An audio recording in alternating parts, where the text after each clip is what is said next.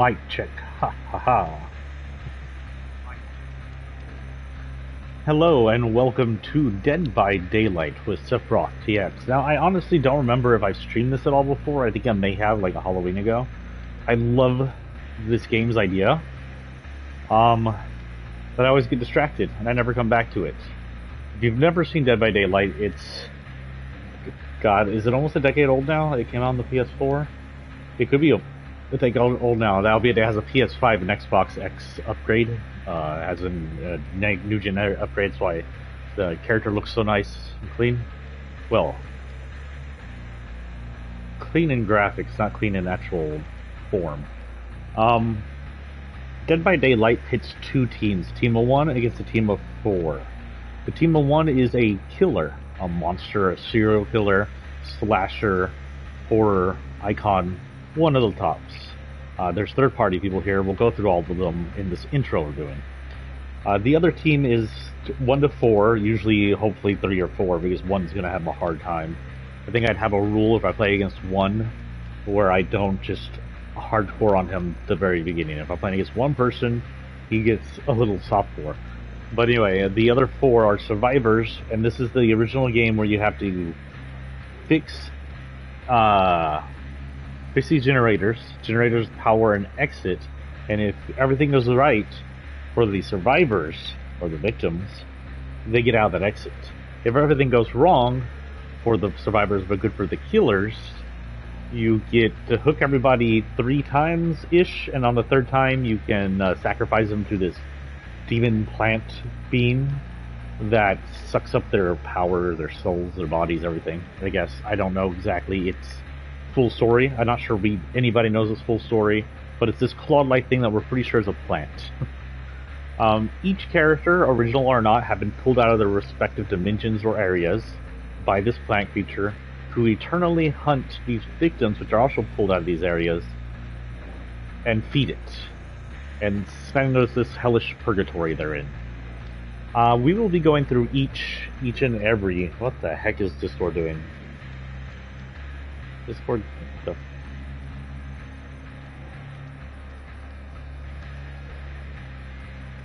What's going on?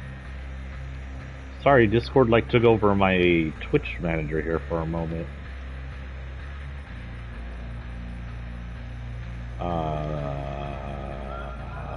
Okay. Anyway, what we're going to do today is for the intro to this game, which is almost a decade old, just because I am a horror fan, and a horror writer for that matter, we're going to go through each killer. I prefer playing the killer. I suck at the game either way. If I'm a survivor, we're all probably going to die, or at least I will die and y'all will survive. I guess I'm good bait. If I'm a killer, I might kill 1 or 2 people, but I'm not going to win. Unless I end up against a really, really awful team, which I had about a year ago when I last played this. I don't remember again if I was streaming. And they just really screw up, and I have an easy time with them. We'll be going through their storylines, and then we'll be, I guess, playing dress up with the killers, because nothing funner than horror dress up. The one thing I can say I would improve off this right off the bat is the ability to zoom in on the characters while you're, doing their shit, because I don't think you can. But first, this is the Trapper, one of the OGs, the very first killer introduced to us. He's also in the tutorial. Let's go to character info and read it. Evan Mcmillan idolized his father. It wasn't just that he was heir to a great fortune. It was the way he ran the estate. Raised under his firm hand, Evan had taken to running the workforce with an iron fist. Production was always high, and Mcmillan estates prospered under his father and son. As Archie Mcmillan's mental health slowly degenerated, Evan protected him from the herd who wanted a piece of the fortune. No matter what his father asked of him, Evan would do. When Archie Mcmillan finally snapped, Evan became his enforcer in what would become known as the worst mass murder in modern history. They never proved that Evan led over 100 men into those dark tunnels before detonating the explosives and sealing their fate. The tale of Mcmillan estate is a tale of wealth and power gone very wrong. How many victims fell to the hands of father and son is unknown. No record was ever made of what becomes became of Evan Mcmillan. His father is another unsolved puzzle, found in the basement of his own warehouse, dead and abandoned. So, I gotta say this backstory doesn't really fit the character. This backstory is of a rich brat who becomes his father's enforcer, and is also, after his father goes crazy and kills people in a mine explosion. You'd think you'd have a minor thing, but this is the Trapper. The Trapper, aka Evan, is a big, buff, Jason-like character. He's basically this character, this game's Jason. A, Jason already had his own video game coming along, and B, Jason was mired in this stupid a lawsuit that went on for pretty much this game's entire life. So they couldn't get rights to Jason, but this is a Jason-esque character. In fact, now that lawsuit's over, one of the next improvements I would recommend is see if you can't get a deal to get this guy a Jason skin, a hockey mask, the jumpsuit. Just, you don't have to make a Jason character. This is the Jason character, just reskin him as Jason. So the Trapper's weapon is a machete, Jason style. It changes a little depending on the weapon you pick. I don't know if I have more than one weapon, honestly, but it's usually machete-esque. And his power is a bear trap. The bear trap, you carry 2 unless you have things that let you carry it. You set down on the ground. A set bear trap will immobilize and incapacitate any player that steps on it. A healthy survivor that steps on a set bear trap will also become injured but may attempt to escape the trap. Press the interaction button to pick up nearby survivors. This is incapacitated by a bear trap. The reset trap's obvious. You can reset traps that have been snapped, or you can collect the trap and reset it somewhere. If you get 2 traps, I honestly don't remember if they're highlighted once you set them down. I think they are. But they are highlighted once they go off, if I remember correctly. Now, there are perks which I apparently don't have unlocked yet. Unnerving Presence. Your presence alone instills great fear. Survivors with your terror radius have a 10% greater chance of triggering skill checks when repairing and healing. So that means that if they're inside your terror radius grows or shrinks depending on the type of add-ons you have on it. When they're fixing a machine or they're trying to heal themselves, they'll get more skill checks, which means that'll be more unnerving to the actual player and more chances for them to screw up. If a player screws up the skill check, the machine will explode, or they'll rip off their own flesh screaming, and that will allow the killer to see where they are at that moment. And if you're inside your terror radius, they're probably usually very close unless you have an extremely wide terror radius. Brutal Strength. Your great strength allows you to shred through your prey's defense, destroy drop pallets, breakable walls, and generators 10% faster. See, again, it's Jason-esque. If you remember Jason-esque, after that one famous actor took him over, Jason just burst through windows, burst through walls, took stairs to the face, took freaking awnings to the head, and he was like, whatever, fuck you. I need to unlock these blood webs. Well, this is a blood web, but maybe unlocked in blood web for the Trapper, maybe unlocked in blood web for the Trapper, yeah.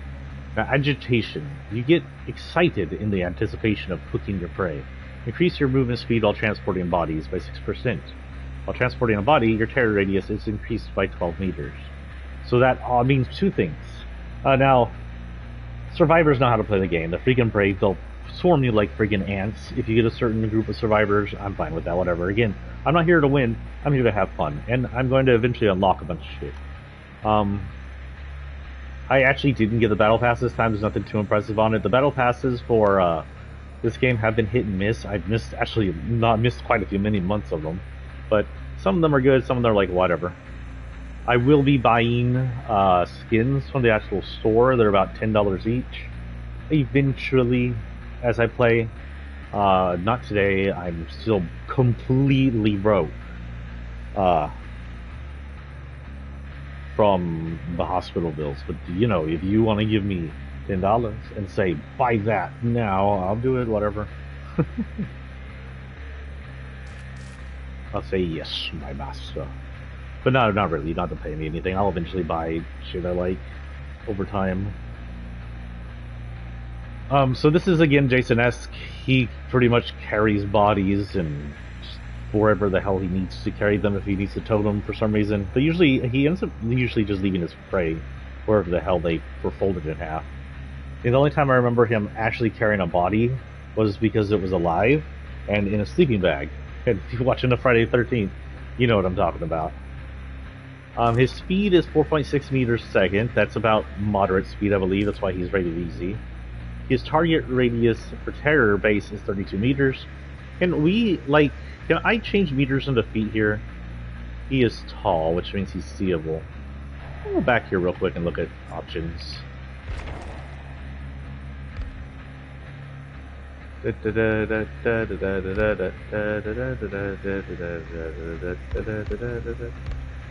I'm freaking American, don't give me meters. Jason's American for that matter. I mean, sorry, well, I guess the Trapper is. So the Trapper, I've unlocked actually quite a few masks. We have Chuckle, oh well, let's start from the bottom. We have his original iron Chuckles, a mask of iron shaped into a horrible twisted yin. Let's see there. You see it's a white mask, it's got teeth on it. It says it's metal, so he's probably just created it himself. Evan, a twisted soulless mask that hides the barrier's face. What became the man behind the mask? This is probably one of the closer ones to get to Jason. The only difference is it has a jawbone looking thing, and it appears to be made out of bone. The Iron Man, a thick iron plating strapped bolted onto Evan's grim self-representation. You know what? My mistake.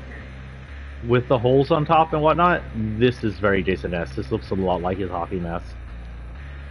Really close. This might be the closest you get to his hockey mask. You know, they should give him a bag too, since Jason originally wore the same bag. Did his mother wear a bag? Well, I don't remember if his mother wore a bag, but he wore a bag on his head first. Rogi, an iron mask masterfully fashioned and painted to resemble a deer. No idea why he'd do this, other than to fit in with some tribal shit. But I have a lot of costumes. No, I don't have any actual available costumes. Frosty eyes were given during one of the winter events. I think all my characters have some frosty and hollow eyes.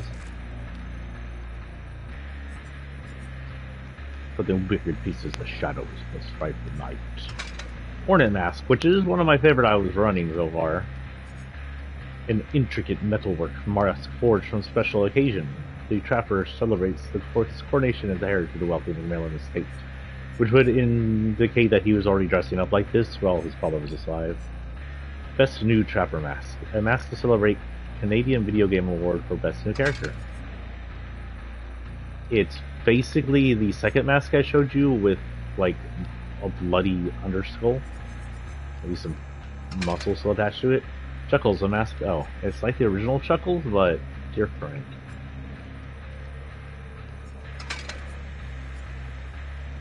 Oh, it's flesh and bone instead of metal. Okay. Well, you know, we'll go with Jason-esque stuff right now. It's a cool one. I don't have more bodies, so I only have this body right now. I know, yeah, he does have more. The hooks dig deep into the flesh and the pain giving way to pure rage. It's just his basic form. You can see he has kind of a... he has overalls on, and probably nothing else. His chest definitely isn't covered. You can see his chest is fully scarred. His hands are red, most likely from blood.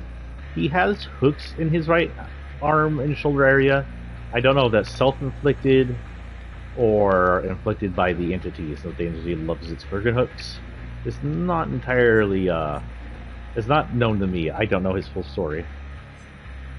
And Pain Flail is what I currently have attached, but let's look at his thing. So we have Pain Flail.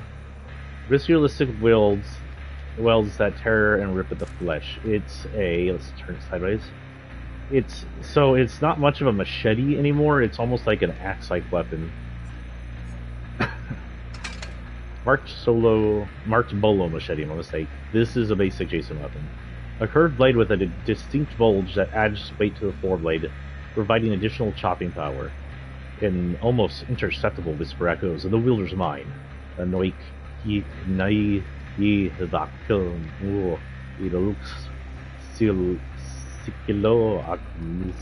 know what the freak that is, Native American? Cleaver. I think this is actually his original, but I'm not entirely sure. It looks almost like this anyway. It is that. A brutal cleaver. So we'll go, since we're going Jason-esque, we'll go machete. Now, we need to load them out, and I don't know if I have jack for his loadouts.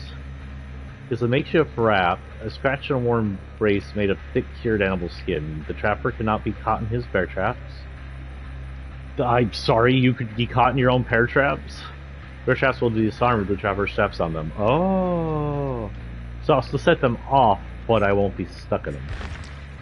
That's a good thing then. Padded jaws. These padded jaws are meant to restrain, not to wound. Bear traps do not inflict damage on the trap survivors.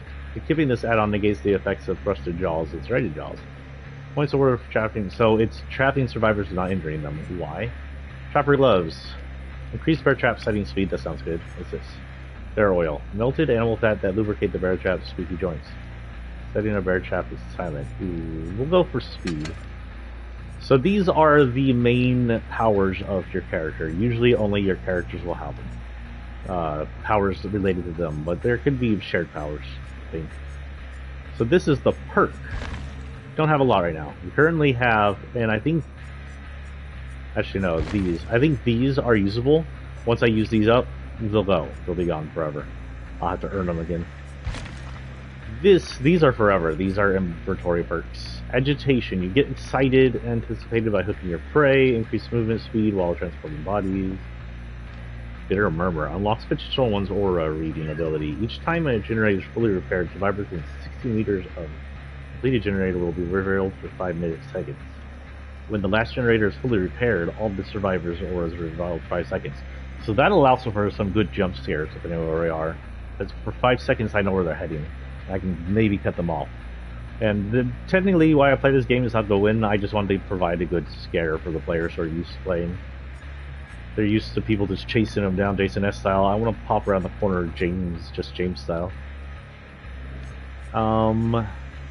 Brutal Strength. Your great strength allows you to shred through your prey's defenses. Destroy drop pallets, breakable walls, and generators 10% faster. So that means that I will be able to go destroy things faster. And that's about it. Unnerving Presence. Survivors with internal chance of taking a skill check. Okay. Bitter Murmur. We're gonna try this one. Then you have the offering, if I have any. So offerings I think are shared by everybody, but I'm not positive. These are usable as well. Like these guys will go away once you use them. This is the offering you give to the entity before the kill. The Clear Reagent slightly lessens the Dark Mist. Stacks. Slightly thickens the Dark Mist. Stacks. Oh, stacks means you can stack it here. So you can lessen the Dark Mist. The mist rolls in and traps all in deep madness. There's no running. Thickens the Dark Mist. I don't know if that darkens the mist for the characters. Shriek Wreath gets 50% bonus blood points in the sacrifice category stacks. So I guess if I sacrifice anybody, I'll get extra blood points. There's not a chance that I'll probably kill anybody, but just in case, I could use the extra points. Oh. I don't know what the hell that is. You know what that is? So I had set in... trying to turn off my freaking... turn down my thing. So I had set in for my new book to look at publishers other than the one I currently use for self-publishing, but they're paid to use self-publishers, but they've been around for a century. So I was thinking about it, but I don't have money, so not gonna happen. I'm going to just share my stuff to real publishers or agents and cross my fingers and attempt for 10 years to do nothing, and then I'll eventually release it, sadly, as a self-published work.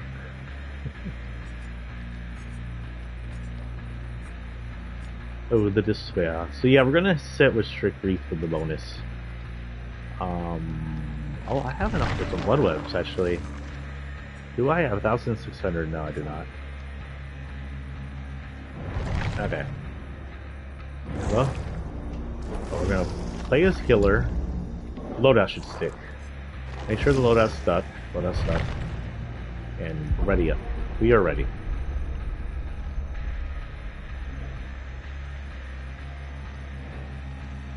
Wait, one thing. Audio, general.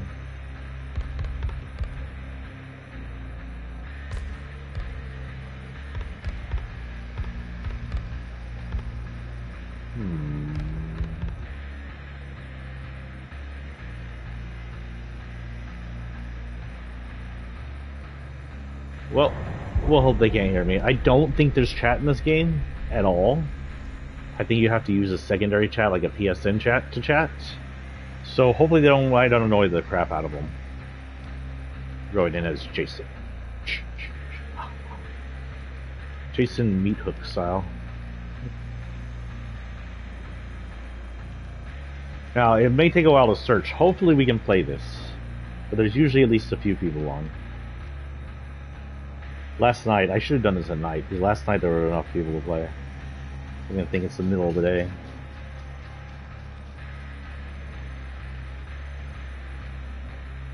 If this waits for a while and there are no matches, I may have to restart the stream and do something else, and we'll do this later at night when there's people around.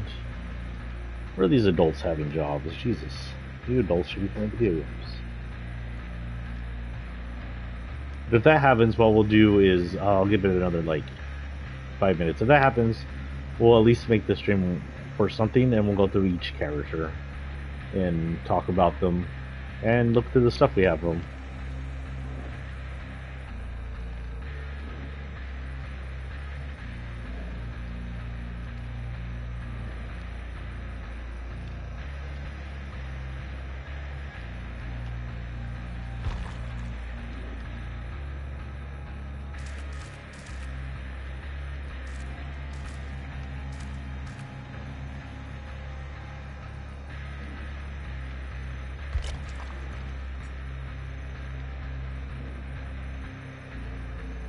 This is taking way too long. Okay, so we won't... Wait. Maybe. No, that was just a notification.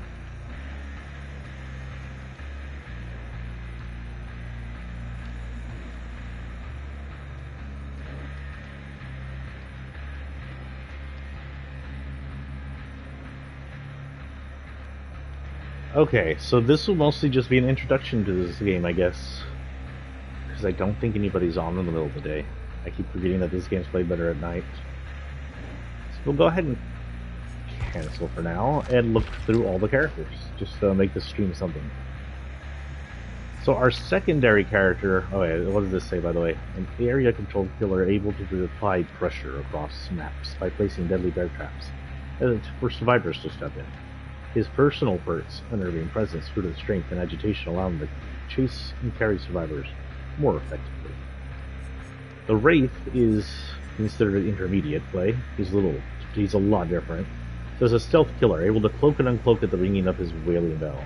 His personal perks, Predator and Bloodhound and Shadowborn, give him extra abilities to track and locate survivors. Make him a very efficient hunter. Excuse me? Go this way.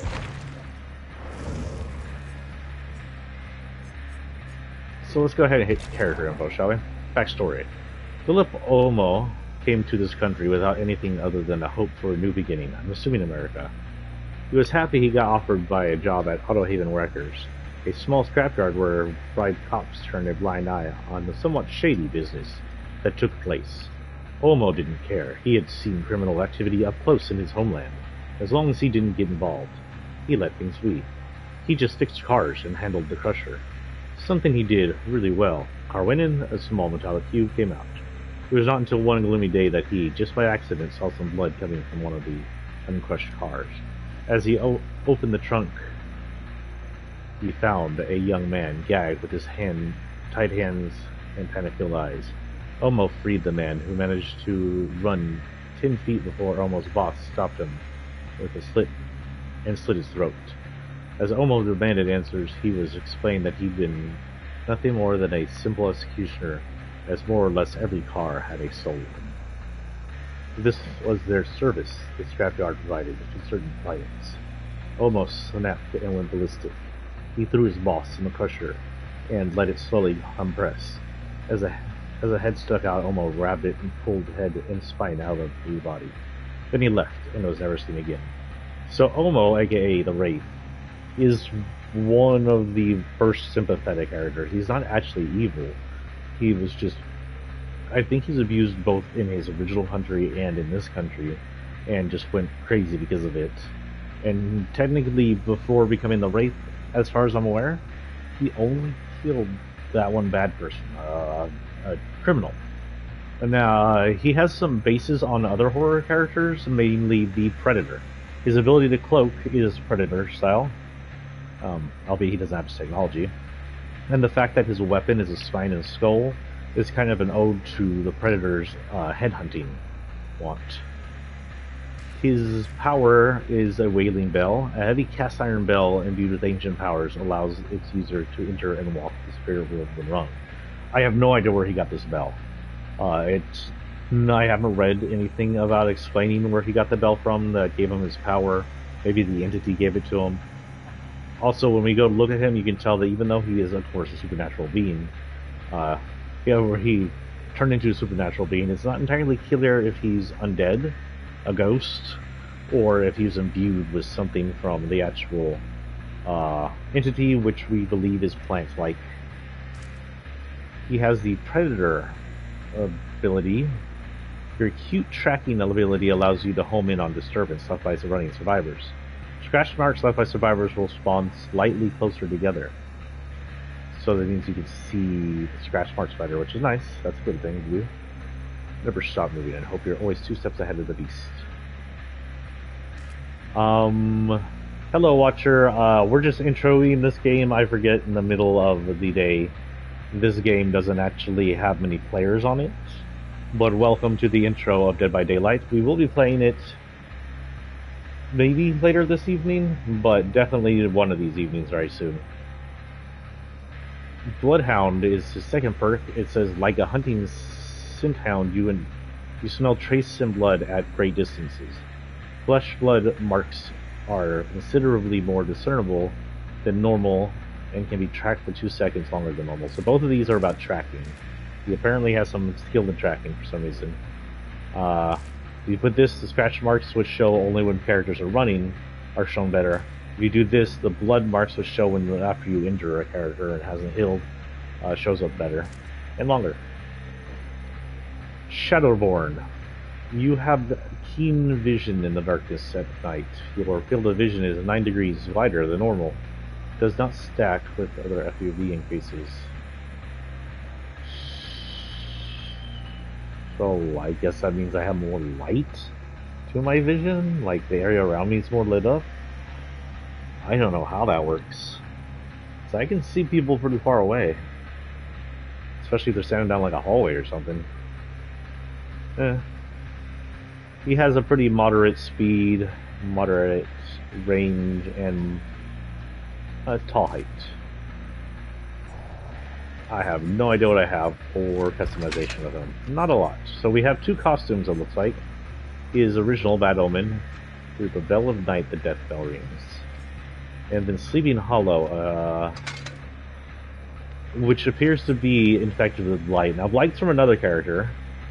Blight is a disease that infects the the entity and its areas every Halloween, and it looks like this. And it is either created or just used by a scientist who is known as the Blight, which is a character I don't have yet. So yeah. Let's see what else I have. Anything else? Ooh, I have a lot. So original Wraith. Alas, cries the Wraith, as she hears a roar. Ripped Cloak Wraith. A torn leather cloak sullied by fine layer of dirt and filth. Frost eyes, of course. All Hollow's eyes. The owl. The UFO symbol represents a flying hunter of the night. His finger drawn in white paint, so it's like a tribal thing. Swift strikes. The Kunti Uehe symbol represents rapid and deadly aggression. His finger drawn in white paint. I'm assuming these are supposed to be all Native American. This is a big assumption.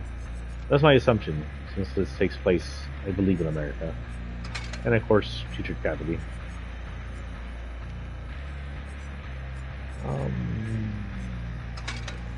Put that for now. You get regular wrappings from the dark folk, ashen wraps, which look like they're just bloodied more, and of course withering vines from the other one. Kinda like this one the best. And then on his tools we have his boss's spine and skull, adorned with some blades. Sharp, rusty car parts bound to the bone make it more visceral. Marked bloodlust axe, a blunt piece of iron crafted into a weapon to crush bones and muscle into a bloody pulp. An almost imperceptible whisper echoes in the wielder's mind. And it does that thing again. It appears to be bones again. Ribs, like a spine and some kind of top here, but instead of a skull it has like a metal axe. Azarov's axe. The teeth of death lie on Azarov's skull and spine. Very similar to the other one. It's a little less decorated. That might be his OG then. And of course, Oozing Spine, which is the same weapon, but now infected by light. Light, by the way, makes the entity sick, if not possibly deadly to the entity. I honestly like this one. Probably the best. That one or the axe? We're going to stick with that one for now. Okay. Oh, you know, we don't have to do this, but I like looking at this. The Hillbilly. A high mobility killer able to cover large distances in a short amount of time. He instantly down survivors using his chainsaw. His personal perks during a lightborn and tinkering allow him to enhance his powers and make him harder to lose during a chase. So prior to a DLC, this was...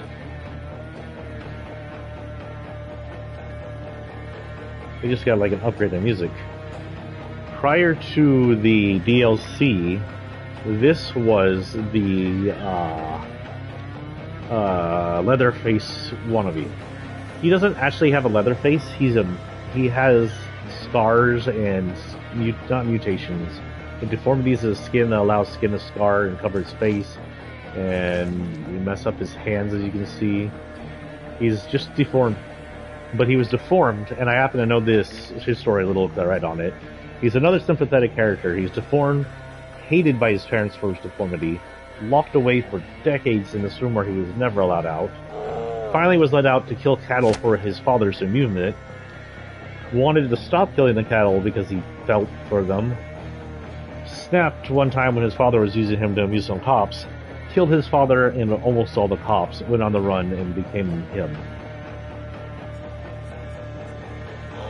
Well, let's see what this says in the character info.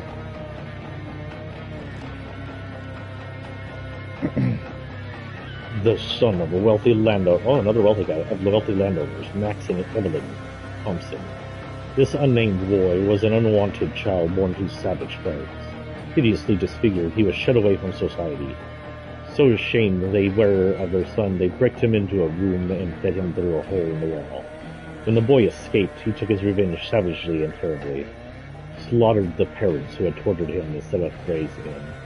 After the deed was done, he continued to live his life at the farm, taking out his deranged violence on the animals that were allowed to run free. As he finally broke free from his shackles, he ran through the cornfields, chasing and slaughtering whatever he could find. They never found the bodies of Max and Evelyn, but they did find tortured and disemboweled animals all over the farm. Pilgrim Farm was quickly settled and the land split up and sold off. There was never a buyer for the Herman House, perhaps because of the sound of a chainsaw you would hear throughout those hot summer nights. So his weapon is a chainsaw and a hammer. The hammer is his usual tool, the chainsaw is a special tool, which is very unwieldy and hard to use. You pretty much have to have a straight line of sight. The chainsaw is probably the most useful in limited movement areas, long hallways like in Midwich and whatnot, would be my guess. The number of people lifted with the chainsaw is 0. Chainsaw. Press and hold the power button to break into the chainsaw sprint. Survivors hit during a chainsaw sprint will be put into the dying state immediately. So if you hit someone with a chainsaw sprint, It's an immediate down. But it's also nigh impossible to freaking do. Each chainsaw action, starting the chainsaw, riding chainsaw, and chainsaw sprinting, will cause the overheat meter to increase. When the overheat meter is filled, the chainsaw cannot be used until it fully cools down. Reaching the heat capacity will not interrupt an ongoing chainsaw sprint. So, what that means is you can sprint with the chainsaw. While you're sprinting, the chainsaw will overheat. However, the chainsaw overheating won't stop you from sprinting. You're stopped from sprinting by hitting walls or hitting the person you're chasing. That said, once you're out of sprint, the chainsaw can't be used again until it cools down. The overheat meter decreases when the chainsaw is not in use. Well, duh. That's what I just said. By the way, he's average speed, average reach, and tall. Enduring. Teachable. Oh wait, enduring. You are resilient to pain and reduce the duration of pallet stuns by 40%. What that means pretty much is very easy. So if a survivor you're chasing throws a pallet right in front of you, you'll actually get hit by the pallet and that stuns you. This stun is just a few seconds long, enough for the survivor maybe to get a few feet on you. It's really not that great. This almost halves that time, which allows you to maybe have time to break the pallet, or just to go around and get the survivor. I almost don't break pallets unless I'm just wandering around and they're in my way. Breaking the pallet is almost less fast than just going around and trying to predict where the survivors are going. That said, if you have someone who's playing the ring around the pallets, it might be good to just kill the pallet. Also kill the pallet if you happen to kill someone who's driving the pallet, because then they'll be under it. Lightborn. Unlike other beasts of the fog, you have adapted to the light. You are immune to blindness caused by flashlights, firecrackers, flashbangs, and blast mines. Survivors that are tip blind you have their aura revealed for 6 seconds. Ooh. So there are 3 or 4 different type of things that can blind you. Firecrackers and flashbangs and blast mine, or flashbangs, I think are all throwables. No, sorry, flashlight you carry with you is infinite. You can use it whenever. If you shine a light in the face of the killer, it blinds them for only a handful of seconds, enough for you to get some distance or maybe rescue someone else they're chasing. If it's the firecracker or flashbangs happening, it lasts longer, but I'm not positive. And if it's the mines, those are what they put on, you can trap, I think the mines are what you can trap actual items, the generators with, so if they step on the generator, it blinds them.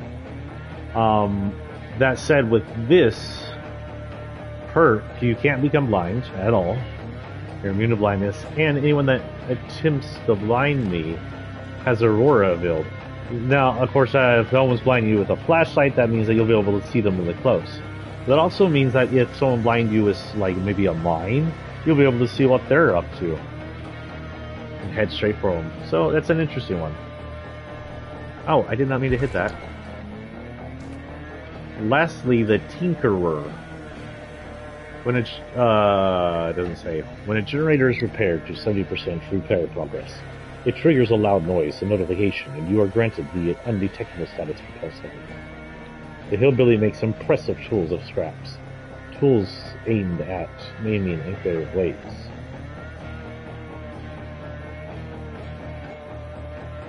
Okay, so almost fully repaired generators, that's 70%, will actually trigger a loud noise and makes me undetectable. Undetectable is a status. So when you have the terror radius, right, we just tried that earlier, when you're undetectable, your terror radius is shrunk down to nothing. You don't have a terror radius, which means you can sneak up on people, and that means this will send you towards that generator. And I don't know if they know that it makes a loud noise or not, but then you'll be able to sneak up on them and then kill the generator. This, added with some kind of thing that takes out generators fast and hard, could be really, really annoying. Because, A, you're going to impossibly grab someone off the generator. So there's 3 ways to grab or kill people. The first way is to hit them twice. When you hit them twice, you down them on the ground, and you go hook them. And the second way is to grab them. The second way is to grab them off a generator. You grab them off a generator, you put them on the shoulder. It's not technically dying state, but it acts like dying state over your shoulder, and you put them on the hook. The third way is if they're hiding inside a closet or locker, or whatever the hell you want to call those, cabinets on the walls, then you'll grab them and put them over your shoulder, just like at the generator. The only other thing I can think of is if you put them in a dying state by hitting them twice, you can also kill them automatically using a Mori. Moris are finisher moves. You don't get as much blood points using a Mori, but they're often cooler than just sacrificing them to the damn... into the...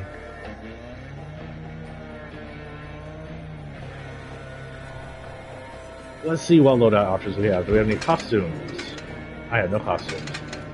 So I have several tops. His OG top, I believe, is a farmhand's undershirt. This lets you see his desecrated flesh. He's not undead. He's not supernatural. This is just what he looks like out of the womb and all torn up. Kind of probably messed up by mishealth.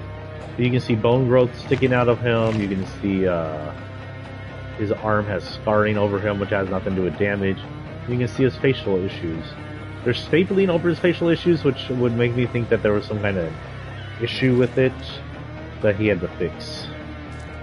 He also is emaciated to almost an turned-in stomach because of how poorly he was treated, but he's buff because he's technically a farmhand. His second version is a Scarecrow, and is one of my favorites, and it's basically a Scarecrow shirt. Hillbilly shirt.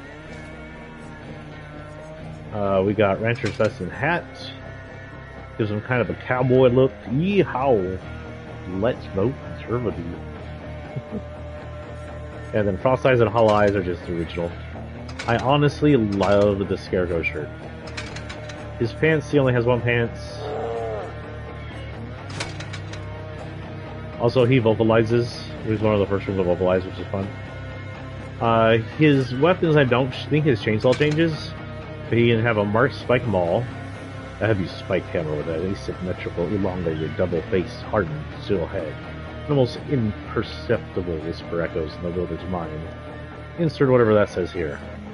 The dull hammer, which might be his original, but I'm not sure. Or no, this is his hammer. Dull hammer, which is an edge-strike surface, delivers an awful and violent feeling. Low. And then Brutal Cattle Hammer. If you aren't familiar with the cattle industry, one of the ways to put down a cow before you turn it into meat and clothes is to hit it really hard in the head with a hammer. The Cattle Hammer deals a sharp blow to the skull as the most effective manner is slaughter. I kind of like this, if it's very Scarecrowish. Charms, by the way, are not anything interesting. They just kind of put that there. Still Metrodons from a certain horror game I like.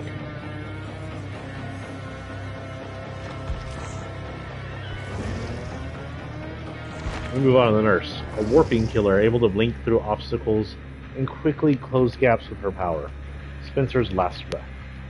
Her personal perks, Strider, Thanatophobia, and Nurse's Calling, allow her to decrease survivors' abilities and track them when they are injured.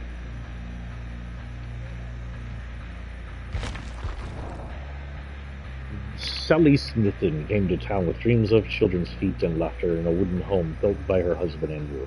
But one day Andrew's foreman had to pay Sally a visit, forever changing her life. With no other options, Sally had to find a way, but the only employment she could get was at the Trutus Sprint Asylum. I'm assuming he was killed? I don't know what happened. Either he was killed or injured. Her husband was either killed or injured, but I'm not sure. She started at the bottom, doing the hard night shift. Over the years, her mind had reached its limits. Decades of seeing horrid things that violate the eyes. Finally, she could not take it anymore, and concepts of purification emerged inside her. As the morning staff arrived one day in September, they found over 50 patients dead in their beds, and 4 staff members also dead. Only Sally had survived the night, but her mind was gone, rocking back and forth non-stop. They got her into an ambulance, but that ambulance never reached the hospital. It was crashed in nearby woods. All the staff dead and Sally nowhere to be found. Now it is her due to her Mori.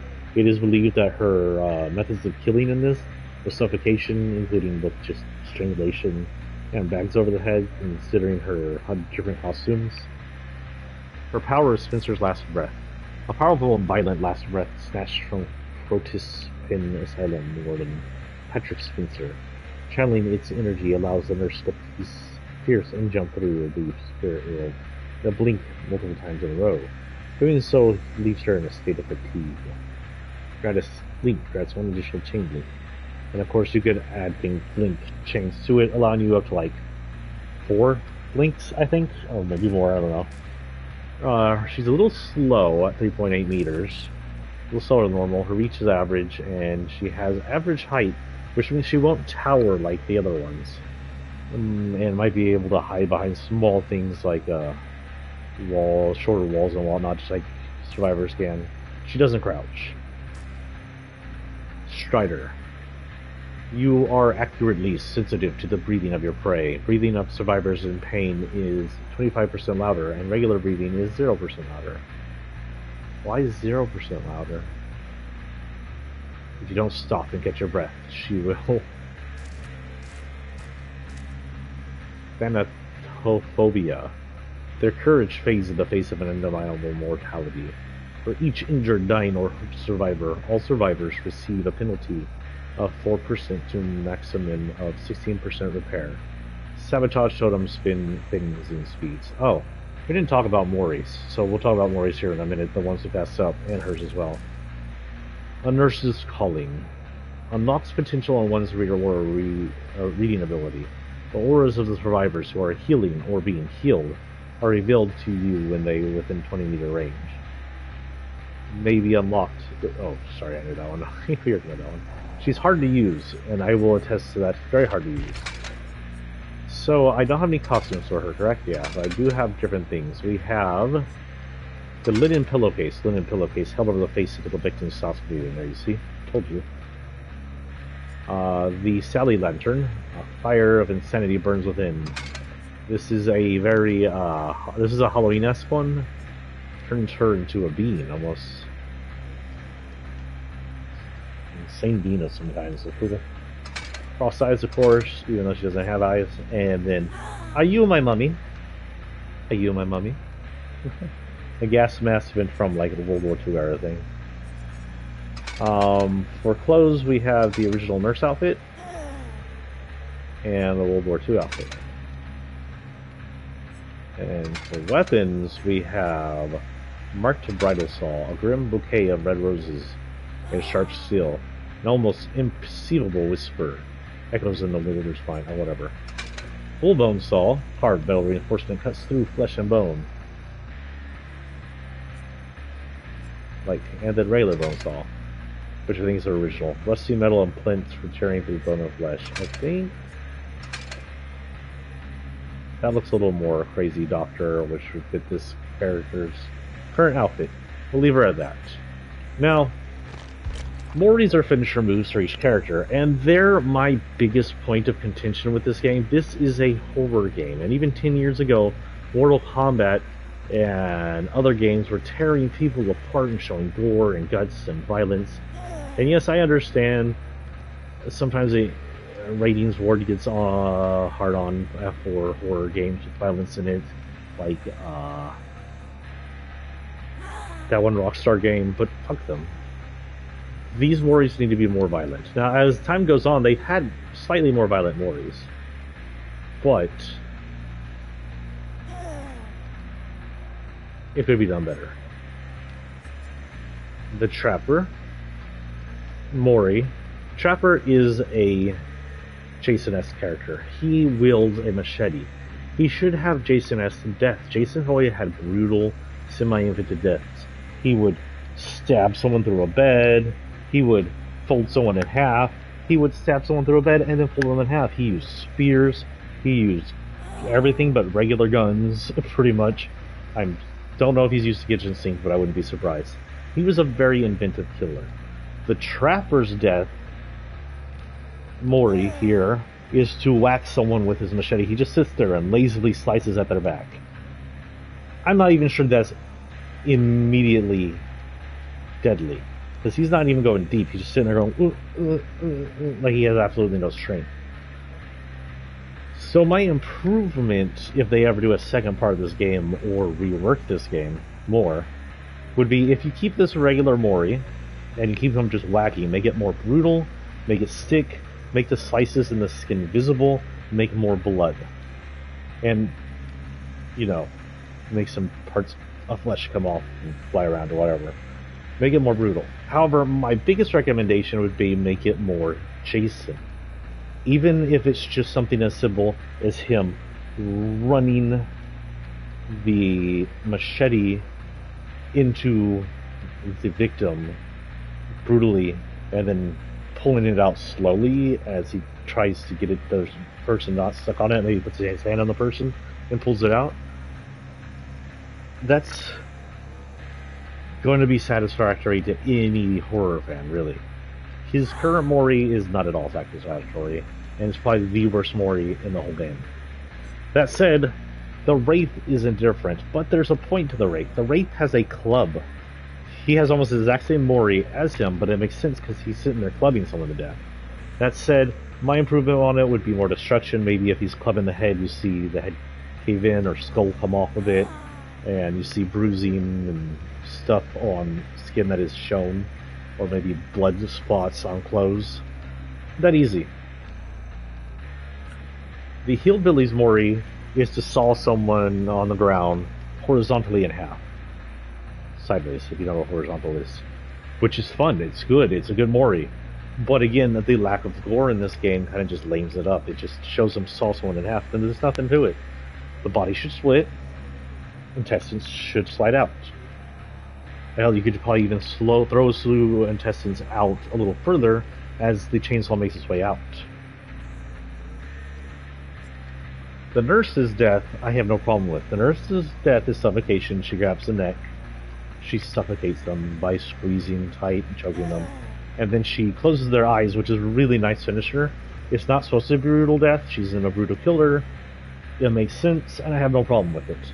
If you wanted to change it, maybe the victims' faces could turn a little blue or ashen colored, and their veins could be showing. That's about the best I could think of fixing that one, because that one really doesn't need to be fixed. It's perfect. So we get into the Huntress, aka the Masked Killer. As soon as Anna was able to walk, her mother started teaching her how to survive harsh, solitary life in the northern woods. Living in a extremely remote and dangerous area requires skill and resilience. When the sunlight became too dim for productive activities, they would take refuge in their house, a sturdy old cabin constructed to resist the toughest winters. Close to the heart's warmth, Anna would rest in her mother's arms, surrounded by few wooden toys and masks she had crafted for her. Drifting off to sleep with stories and lullabies, she dreamt happy dreams, ignorant of the events that would soon change everything. Anna and her mother were stalking great elk through the woods. They knew it was dangerous prey, but it had been a particularly difficult winter, and they were almost out of food. The specter of starvation frightened them more than any forest creature. Without warning, the elk reared, bellowed, and charged at Anna. She was paralyzed with fear as the whole world seemed to shake under the immense beast's pounding hoofs. The elk was close enough for Anna to see the murderous fury in its eyes, when her mother threw herself in the path. Its eyes were in the path, axe in hand. A blood-curdling scream escaped from her lips as the elk impelled her upon antlers and hoisted her in the air. With all her strength, she brought the axe down on its head, again and again, while it tried to shake her loose. With a sickening crack, the antler snapped, and Anna's mother was free. The beast collapsed. Anna was too small to move her mother's broken body, so she sat with her in the clearing where she had fallen. To distract her from the dying elk's cries, Anna's mother held her and hummed her favorite lullaby. that they stayed like that, the Huntress and the elk getting quieter and colder, until Anna was alone in the silent forest. Eventually she stood up and started the long walk back home. Still a child, she knew just enough about life in the frozen forest to survive. She followed her instincts and became one with the wild. She got older and stronger and practiced her hunt. As she grew into a dangerous predator, her humanity became a half-remembered dream. She widened her territory and lived off her hunts. She worked her way through squirrels and hares and mink and foxes. Eventually she grew tired of them and hunted more dangerous animals like wolves and bears. When unexpected travelers came through the woods, she discovered her new favorite prey, humans. Unlucky souls who strayed into her territory were slaughtered like any other animal. She liked to collect their tools and colorful garments, and especially toys, when there were little ones. But she could never bring herself to kill the little girls. Girls she would take back to her house, deep in the woods. They were precious, and looking at them woke up something deep in her heart. She craved the closeness of a loved one, a child of her own. Among the pillaged wooden toys, dolls, and storyboards she couldn't read, the girls would be tied by the neck with a rough and chafing rope fastened firmly to the wall. She couldn't let them wander off, or they would surely die outside. Every time the girls would waste away and die of cold or starvation or sickness, every time it plunged Anna deeper into pain and sorrow and madness. She was compelled to try again and started raiding nearest villages to slaughter families and kidnap their daughters. She wore one of the animal masks her mother crafted for her so many years earlier to try and calm the frightened children. Villagers spread the legend of the half-beast lurking in the red forest, the Huntress who killed men and ate little girls. War eventually came to the forest. German soldiers began to pass through, on the march to attack the collapsing Russian Empire. Which wars? The collapsing Russian Empire wars, World War I-ish, World War II? Not sure. If it's the gas mask, we're going to assume to. During these dark times, there were no more travelers. The villagers had abandoned their homes, and no more little ones to be found, only soldiers. Many of them were found with violent axe wounds. Whole groups disappeared mysteriously. Once the war was over, the rumors of the Huntress disappeared with it, engulfed by the red forest. So, semi-sympathetic, she's basically an animal, like a crazed freaking animal, and it's all because her mom died, unfortunately. I wouldn't call her evil. She ain't good, but she doesn't do it because she's malicious. She does it out of ignorance, pretty much. Beast of the prey. Your lust for kill is so intense that you connect with the entity in a momentary loss. Is momentary loss, making you totally unpredictable. Grants the undetectable status after gaining Bloodlust Tier 1. The status effect is removed once you lose Bloodlust. Gain 30% more blood points for actions in the Hunter category. So if you go to Tier 2...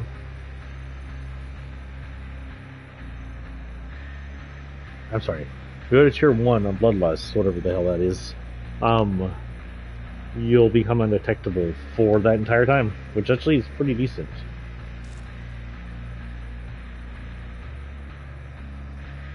Excuse the yawns. I had a bad time sleeping last night. Unlock territorial imperative. Unlock potential in one's aura reading ability. Survivors' auras are revealed to you 3 seconds when they enter the basement, and you are more than 32 meters away from the basement entrance. Territorial imperative can only be triggered once every 30 seconds. Hex, the Huntress Lullaby. A hex rooting in power to spare, your hunt is an irresistible song of dread which muddles your prey's intention. Survivors receive a 2% regression penalty when missing a skill check while healing or repairing. Each time a survivor is hooked, Huntress Lullaby grows in power. It affects healing and repair skill checks. Warnings. 1 to 4 tokens. Time between the skill check and warning sounds and the skill becomes rarer. 5 tokens. No skill check warning. Ah.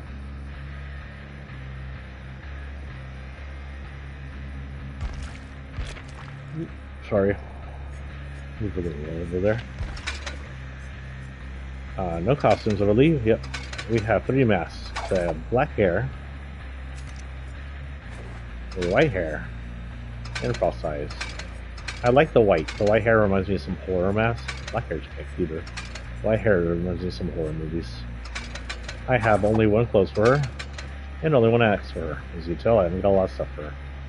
Her axe is the broad axe, traditional axe with a large heavy head, suitable for wearing long plate. She also has the ability to throw axes at a limited amount.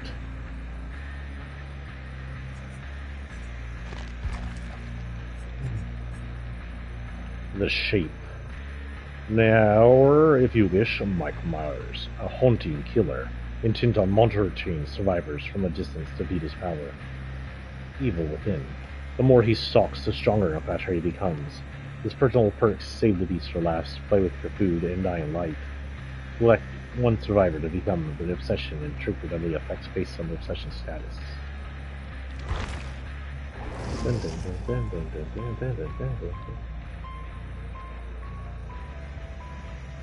I love that song. Now, Michael, I don't think I have different outfits. He has one different outfit, which I don't have, and that is the hospital gown outfit, which I'm not entirely sure where that one's from. But this is his basic outfit. Jumpsuits. I probably don't need to tell you the shape's intro, but let's see what it says. If you don't know the shape, it's Michael Myers. It was a kid who was obsessed and overcome by evil, killed his sister, grew up in a mental asylum, became obsessed with killing again. Depending on the timeline, went back to kill a random person named Laurie Strode, or a younger sister named Laurie Strode, or a relative of some kind. And then there's like several timelines. And most of the timelines, he becomes, including the new ones, he becomes this supernatural force, losing his humanity despite still having a human form. An unkillable force that even when you put him down with decapitations or fires, he can come back. And that's always called the shape. The shape. Some humans are simply bad seeds. Seeds infused with a distilled with a pure form of evil. Michael Myers is one of those seeds. He had no issue with causing the pain of others. Instead, it was exactly what he sought. Even life can be tough on those with minds filled with terror. The difference is just how one goes about to solve those problems. For Michael, he had to kill to find the inner peace. As he took his sister's life, the police found a silent boy dressed in a clown mask. The clown at the scene. When one stumbles upon a growing fire, one does not pour gasoline on it. It was an action taken by officials that had no idea how it would shape this demon in the boy's body. Sending Michael to a mental institution was a feeble attempt to save the child. Unsuccessful therapy and nightly screams just made him even more introvert and deranged. People hoped that Michael Myers would end up at parentheses,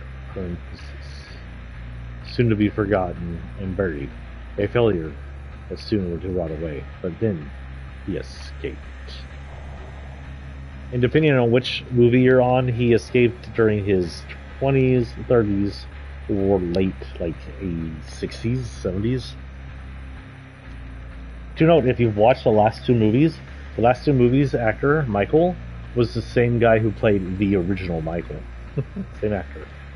But that matters when it comes to this. But sometimes it matters.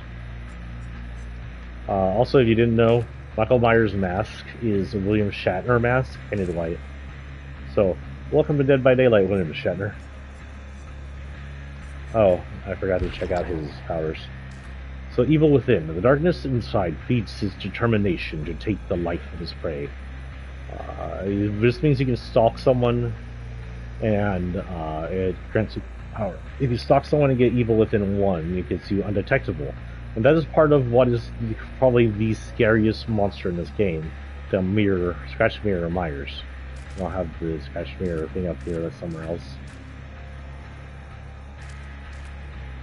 But if you do evil within 1 and then get Scratch Mirror Myers, he's known as Jump Scare Myers or Scratch Mirror Myers. That means within evil 1 you get undetectable status effect, and you're a little slower, and a decreased lunge, where you can work that off with different things. But at the same time, it allows you to walk around undetectable. If you happen to have Scratch Mirror, which I think is an effect you can attach to them, you can look through walls at all times and see where everybody is. and that allows you the ability to just appear in front of people and make them shit their pants. It's probably one of the best features in this game because of that. Save the best for last. You become obsessed with one survivor. Earn a token for each successful basic attack that is not dealt to the obsession. In other words, your obsession should be your final girl, even if it's a boy. It's playing up the final girl motif, which Halloween helped create. Also, this guy looks different. His mask down here, along with that hair, makes him look like that one guy. So you'll remember the first Dark Knight trilogy movie, and there's that banker, and he's a famous actor, but he's a banker at the very beginning of the movie during the Baker Obvious scene. It looks like him. Play with your food. You become obsessed with one survivor. Every time you chase your obsession and let them escape, you receive a token up to a maximum of 3 tokens. For each token increase, your movement speed is 3%. Performing a basic attack or special attack spends 1 more token. Dying Light. You become obsessed with one survivor. Your obsession gains a 33% action speed bonus to unhooking and healing other survivors. Each time you hook a survivor that other than the obsession, if the obsession is alive, gain a token.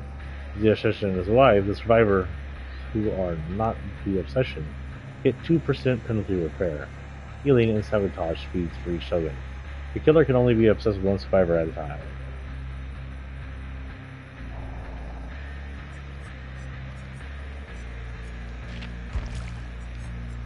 Our next one, and we have quite a list here, but there's some that we can't actually go into because I don't have them yet.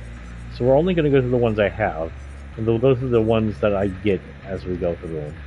I don't know why this is in this order. Pinhead should have been one of the last later ones. I'm pretty sure he came after Nemesis. Whatever.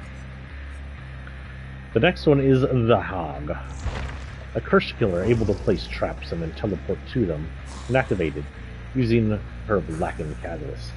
She is basically a Wendigo, I think. Sorry, checking the text message from this or something.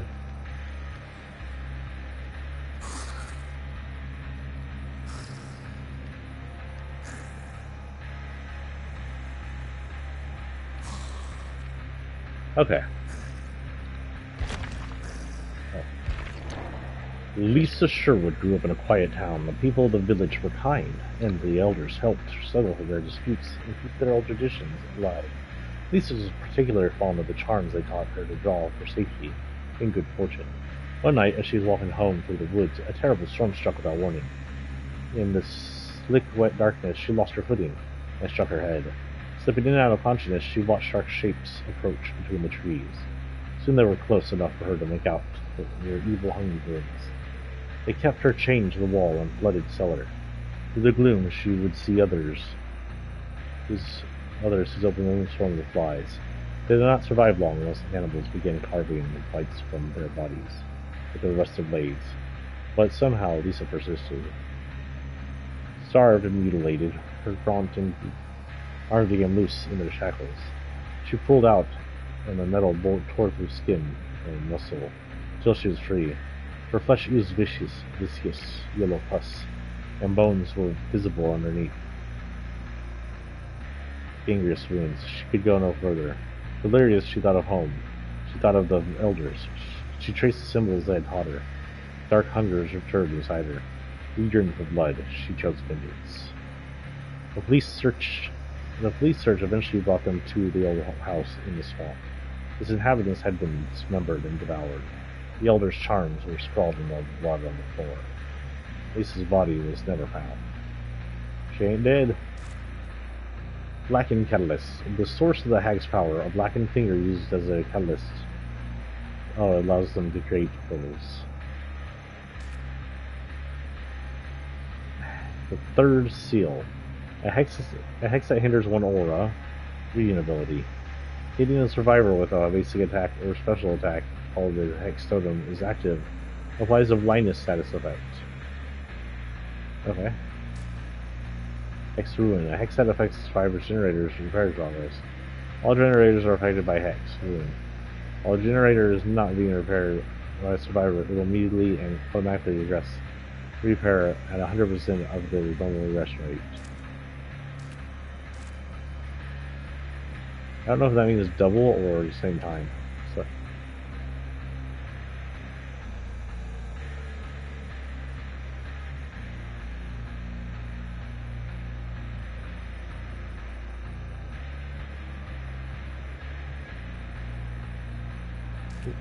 Okay, sorry, I got distracted. Hey, Mama Cat.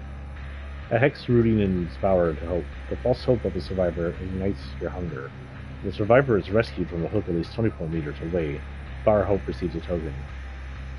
So I forgot. So her Mori, by the way, is actually pretty brutal. She axes someone in the head, and then has to pull it out. Then she does it in the body, and then after like 2 or 3 swings, has to pull it out again. Pretty brutal. One of the better ones. Could be improved by showing actual wounds in the victim. You know, split head, split chest, split it. Show some gore. The shape is very Mike Myers. His killing strike is just to stab someone like twice, 3 times, in the same spot. It could do with oodles more blood. The hag has a pretty vicious Mori. She jumps and claws and tears and rends at the flesh of the people and bites out their throat and then removes an organ from the abdomen. And it's probably the goriest they have in this game, unfortunately. But it could use a chunked out neck, and it could show the damage of even having the body part torn out. I don't have any outfits for her. I don't have any hair for her. I have 2 of these. Frost eyes and not frost eyes pretty much. And Ashen claws. That's all I have for her. She doesn't have a lot.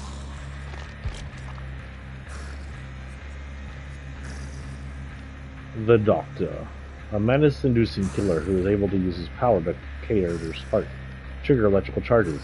Cast fascinating survivors, eventually causing them to hallucinate and scream in terror, revealing their positions. His personal perks, overwhelming presence, wonder, and abuse, and overcharge. Encourage chases, impact survivors' ability to repair effectively, make them harder to detect than not in chase. I hope you like laughing. He's gonna laugh a lot.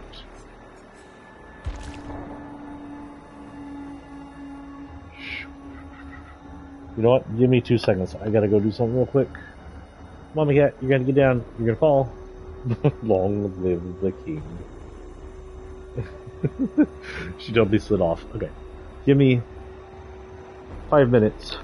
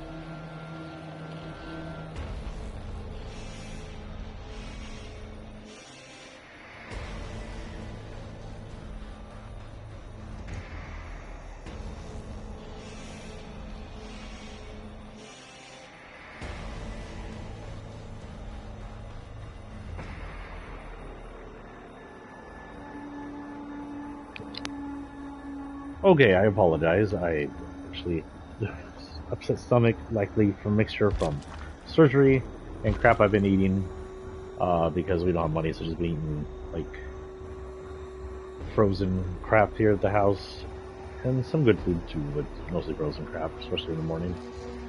We'll continue here. The Doctor backstory.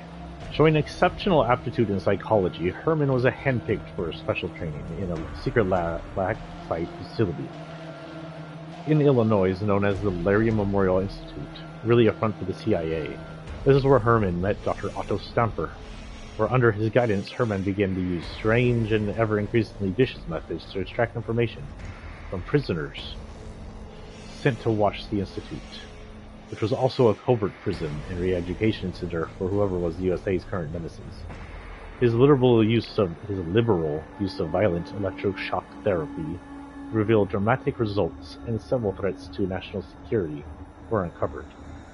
Over the years, Herman became known as the Doctor, and no one ever questioned if he had even held a medical certificate or even what happened to the prisoners after they'd given up their information. It was only after Larry Memorial Institute went silent for a week that the true horror was finally discovered. The personnel, patients, and prisoners were all found dead with all types of head trauma. All personnel and prisoner bodies were accounted for, including Dr. Otto Stamper, but no sign of Herman, the Dr. Carter. Carter's Spark. Successfully striking survivors with the Doctor's special abilities, shock therapy or static blast, increases the survivor's madness, eventually affecting them with the madness side effect, triggering increasingly potent effects. Madness 1 causes the survivor to scream once, revealing the position to the Doctor. Slightly affects skill check, placement, and direction. Madness 2 causes the survivor to scream once and experience hallucinations in the form of illusionary Doctor. Moderately affects skill check, placement, and direction. Madness 3 causes survivors to scream intermittently and experience hallucinations in the form of illusionary Doctor. Tremendously affects skill checks, placements, and direction. The survivor cannot heal, repair, sabotage, unlock, cleanse, or use items until they successfully snap out of it. When the survivor completes the snap out of it action, they return to Madness 1. Shock therapy. Press and hold the power button to perform shock therapy. Unleashing a ranged shock attack on the ground in front of you. Survivors struck by shock therapy gain increased madness. Static blast. Press and hold the active button to perform a static blast, causing all survivors within the Doctor's terror radius to scream and get increased madness. Static blast can only be activated when not on cooldown. Static blast immediately negates the oblivious status effect. Oh, I didn't do that. Overwhelming presence. Your presence alone instills great fear. Survivors within your terror radius suffer from inefficiency. Affected survivors' item consumption rates are increased by 80%. Shit, I dropped the gauze. Monitor and abuse. Litigious in your approach, terrifying in your application. While in a chase, your terror radius is increased 8 meters. Excuse you, cat. Don't touch things. Otherwise, your terror radius is decreased by 8 meters, and your field of view is increased by 3. So when chasing, your terror radius is increased, but when not chasing, it's decreased by quite a bit, actually. You won't know you're near them till you're near them.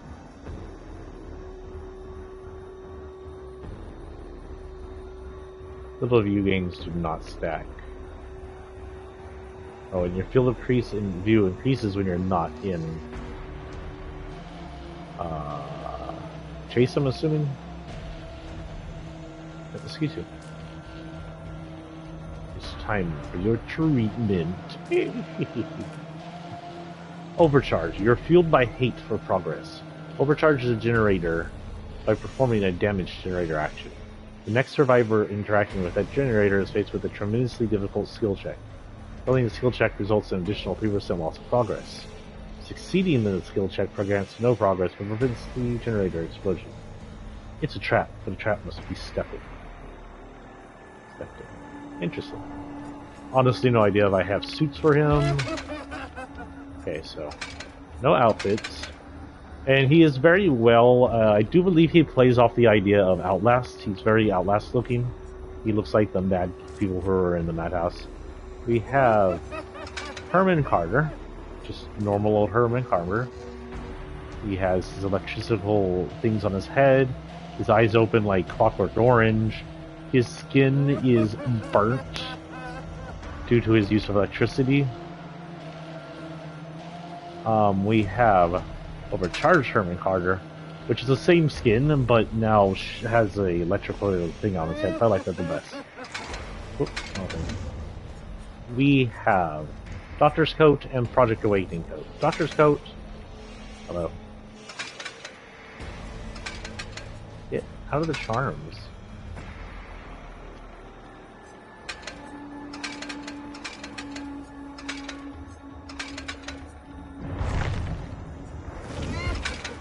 That was weird. The Doctor Coat looks like that, very Outlast style. Project Awakening Coat looks kind of Nazi-ish, even though he is supposed to be CIA. I kind of like the black.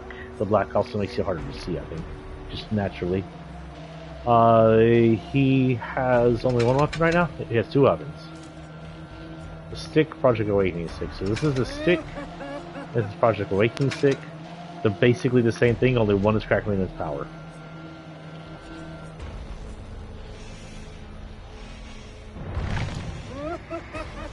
Next on our list, hello, is the Cannibal. Now this is our third party.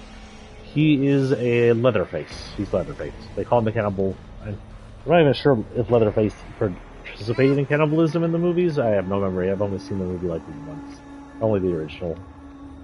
Don't hate on me. I wasn't a big fan of it. A chainsaw-wielding killer able to trigger a deadly frenzy using Baba's chainsaw, immediately downing anyone in his path. His personal pets, knock out, barbecue and chill and painless demise, make survivors easier to locate while robbing them of their tools and abilities. I only have level 1 on him. I haven't played with him at all. Whether killers perform their heinous acts by the compulsion of their diseased minds, or if they are forced into them by external pressure, has long been a matter of debate. But for one killer, nature and nurture are inextricably linked. Leatherface kills not from desire to exert his will or others to satisfy carnal urges, or even to quiet the voices in his head. He kills because he is scared. Scared that the others will hurt him. Scared that his family will be displeased with him. Scared that their shared willingness to eat human flesh will be discovered. He does as is told. His family loves him, and that is all that matters. Outsiders are a threat, and threats need to be dealt with. Like those kids who came into the house uninvited, walked in like they owned the place, looked around his house, trying to find out his family's secrets, no doubt. The Leatherface dealt with them, protected his family, just as he'd been taught. He is not just protector. He has had many roles, and each role has its own face. He serves dinner, cares for the family, dresses well when they eat. His grandpa and Ma used to care for them all. The grandpa's old now, and she has been... Grandpa's old now, and she's been still for a while. So Leatherface and his brothers had to take over. Family is everything to him. Family's security and safety. But then, though he did his best, one of the kids got away. He tried to stop her, chasing her as fast as he could, but she had help. Another outsider, driving a truck. The evil truck killed his brother, ran him over like a possum. In the fury, Leatherface leapt at him. He was all ready to avenge his family. But the trucker was too quick. He knocked Leatherface aside and turned his own saw against him. As he watched the outsiders driving away, the rage and grief came combined with the worry about what would happen to his family now. But they surely returned with the police, and the police would take his brothers, his grandpa. Without them, what would he do? Without their commands, would he wither and die? As his world collapsed, Leatherface spun in circles, swinging the saw all around, trying to fight off the myriad external threats that surrounded him. Then another feeling overtook him. It came from outside his vision, crawling over his skin with cold dread. He realized that no matter what outsiders could do to him, there was something worse, something bigger, that lived in the shadows. He was filled with terror, unlike anything he had ever felt before. It was almost comforting, like the fear he felt with his family, the fear of disappointing them. He was brought to a place that was familiar, but unknowable, and he instinctively knew that he had to do it. He couldn't fail it, the way he had his family. Outsiders would come, but he would use his skills to overcome any threats. There would be screaming, but he could make the world quiet again, until only the sound remaining was the blessed howl of Saul. Let the outsiders come. Oh my god, Mama Cat, you're sitting way too close to my wound. It hurts. Scoot your butt over, lady. Don't sit on my tummy. Don't give me little bobcat looks. His main power is the chainsaw. Use chainsaw sweep attack that can hit multiple targets. Survivors hit during chainsaw sweeps are put in a dying state. So it's sort of like what's his name, but I think it's a little different. Use a charge to extend the length of the chainsaw sweep. Doing this encourages a slightly longer cooldown. Chainsaw charge is replenished when the chainsaw is not in use. The tantrum meter slowly fills when reviving the chainsaw. Once the meter is full, or after hitting an object during the chainsaw sweep, the cannibal unleashes a tantrum. The tantrum damages any survivor around him and puts them into a dying state.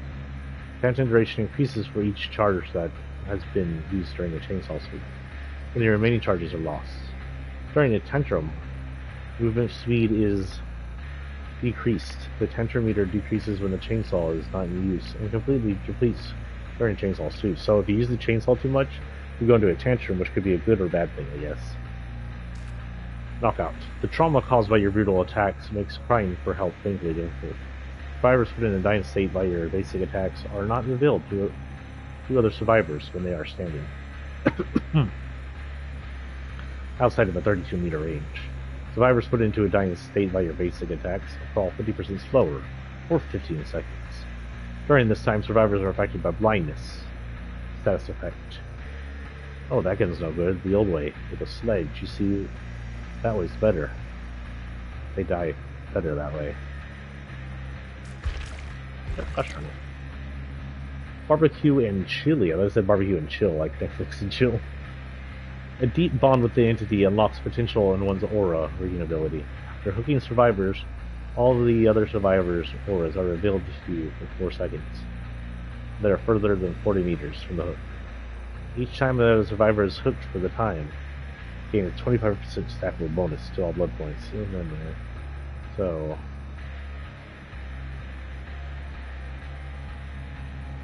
its best thing is to be able to get a sneak up on some of the survivors, most likely see who's close by, and possibly able to get the survivors. So it's not too bad. Franklin's Dismise. Your vicious attacks make survivors drop their items on impact while on the ground.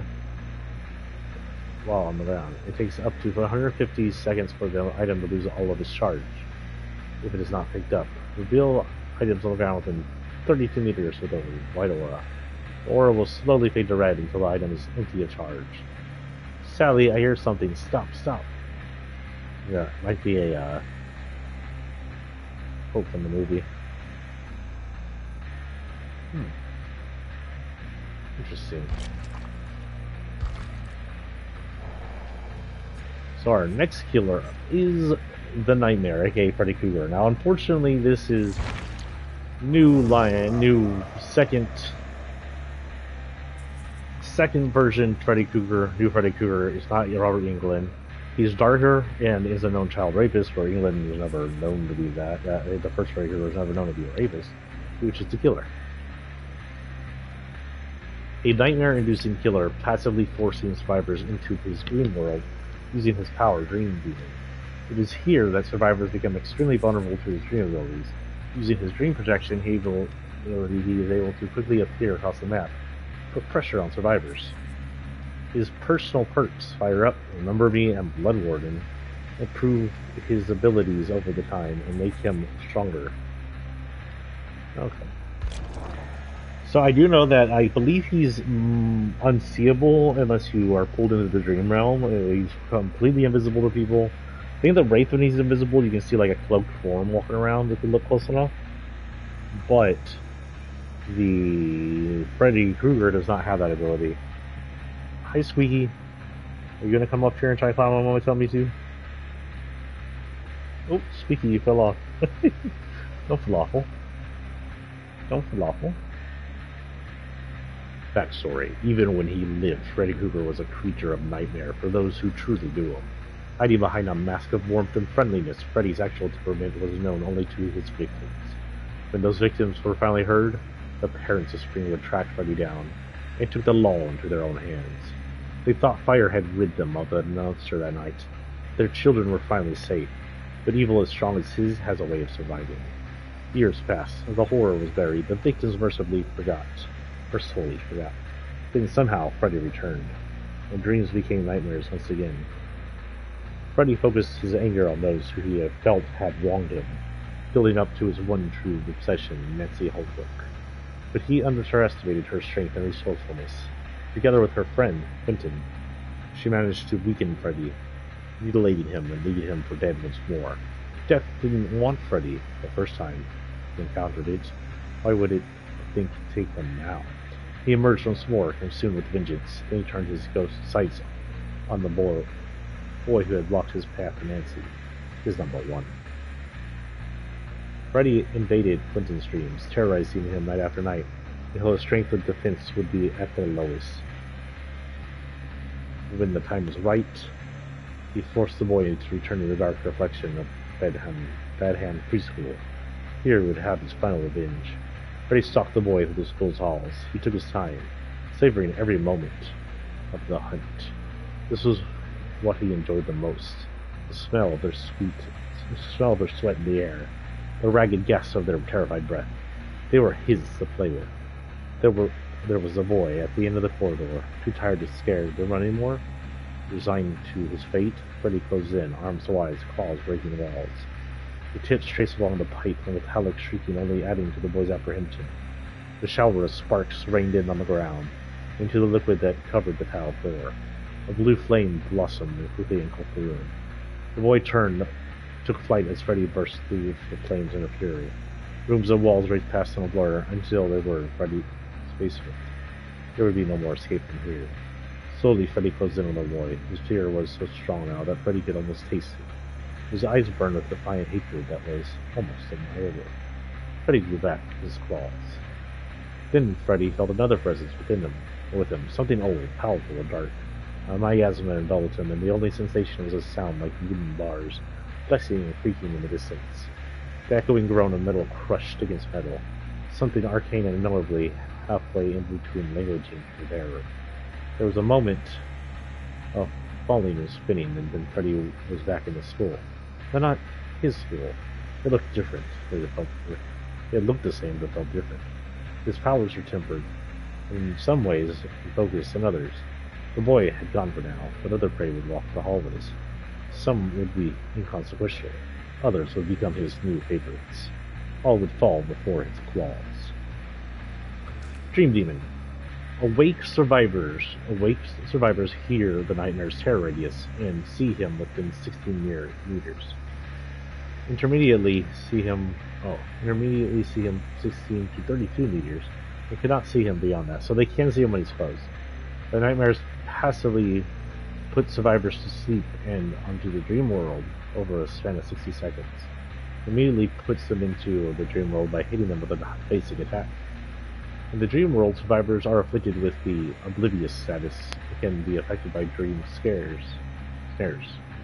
Survivors can wake up from failing skill checks, having a wake survivor perform the wake up action, or using alarm clocks they find.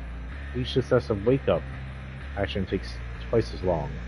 Alarm clocks provide survivors the immunity to sleep for 30 seconds. Special ability, Dream Snare. Hold the power to place a dream snare. Survivors will be afflicted with a hindered status effect during, shortly after, touching a dream snare. Some add-ons let dream pallets replace dream snares.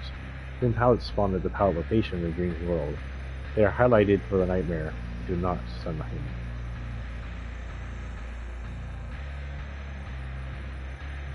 Dream tokens. The nightmare starts with 5 dream tokens used for replacing dream snares. When all tokens are spent, the oldest dream snare is destroyed and a new one is placed. Special ability, Dream Protection. Hold the active ability to teleport to a generator in your view. For each survivor of the dream world, the cooldown is reduced by 15%.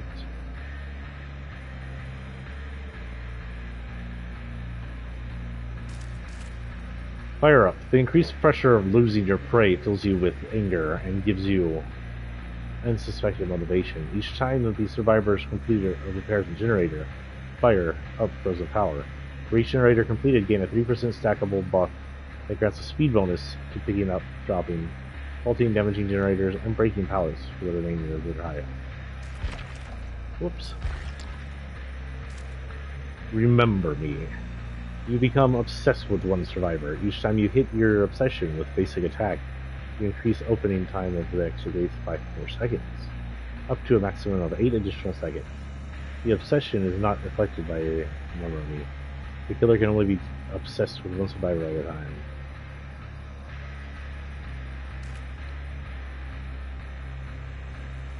Blood Warden.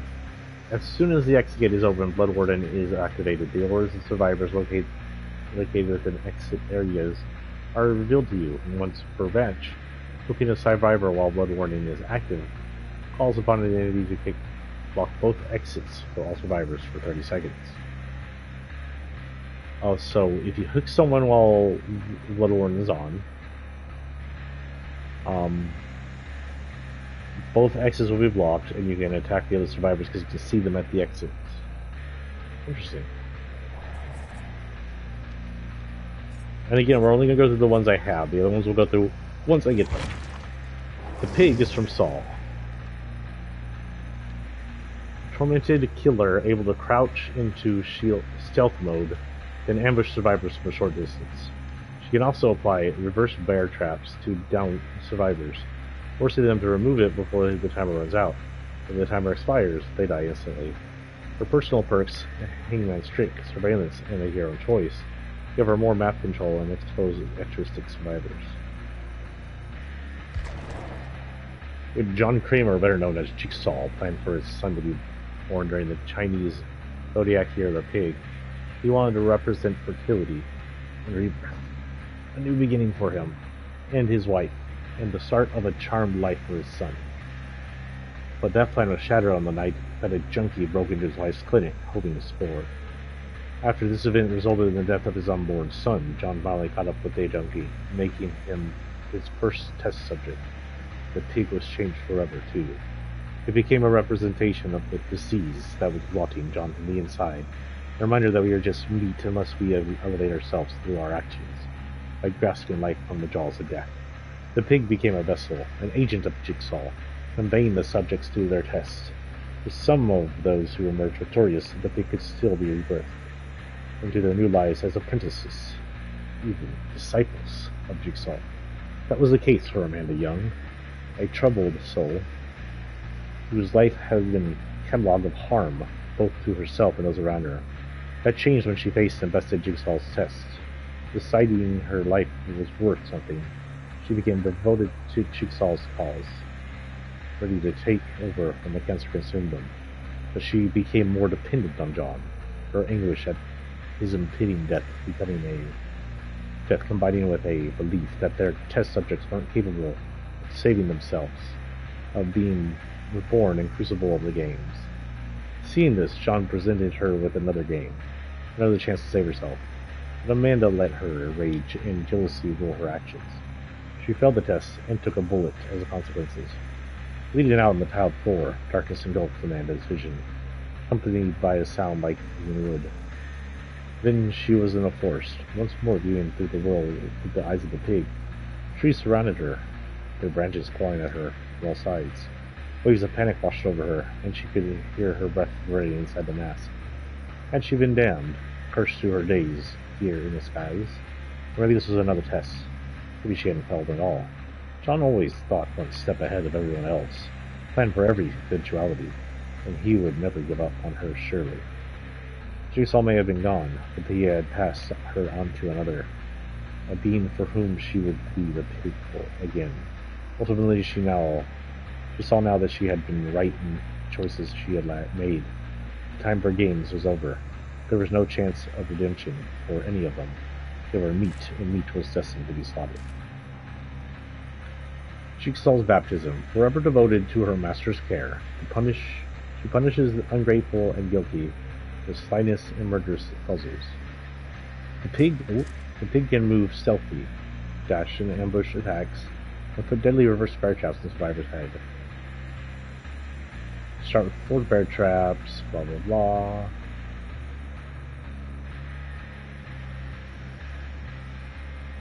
Countdown timer.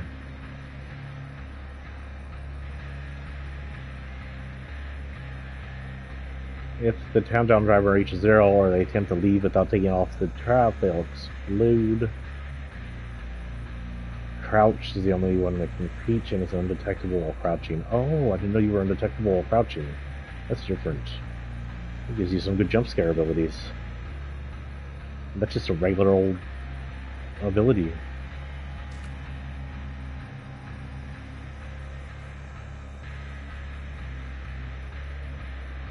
While crouched to ambush and perform an ambush attack.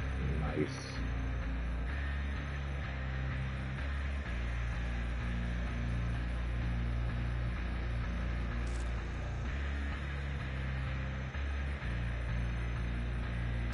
Oh, you can move slowly around the map and be undetectable. Nice.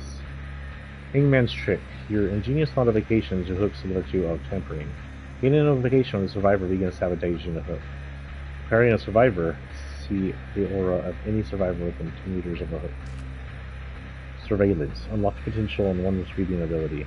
Any regressions it generates will be highlighted by a white aura. If highlighted by a yellow... Oh, if the regression is interrupted on a generator, it will be highlighted by yellow aura for 8 seconds.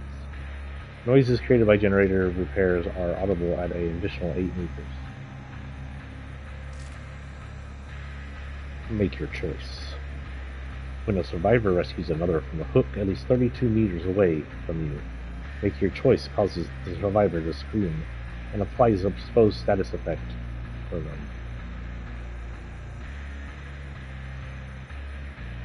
40 seconds, that's a whole freaking minute almost. It pulls down for a minute, so I can find them for 40 seconds when rescued. Wait, is it hurt the survivor rescuing someone? Or does it hurt the survivor being rescued? I'm confused on that one. Oh. Let's see. Do I have any extra items for 1 mask? 1 shirt? 1 weapon. Okay. The next one, and probably one of the best OGs, by the way, is the clown. Look at his belly. Look at that jiggle figures.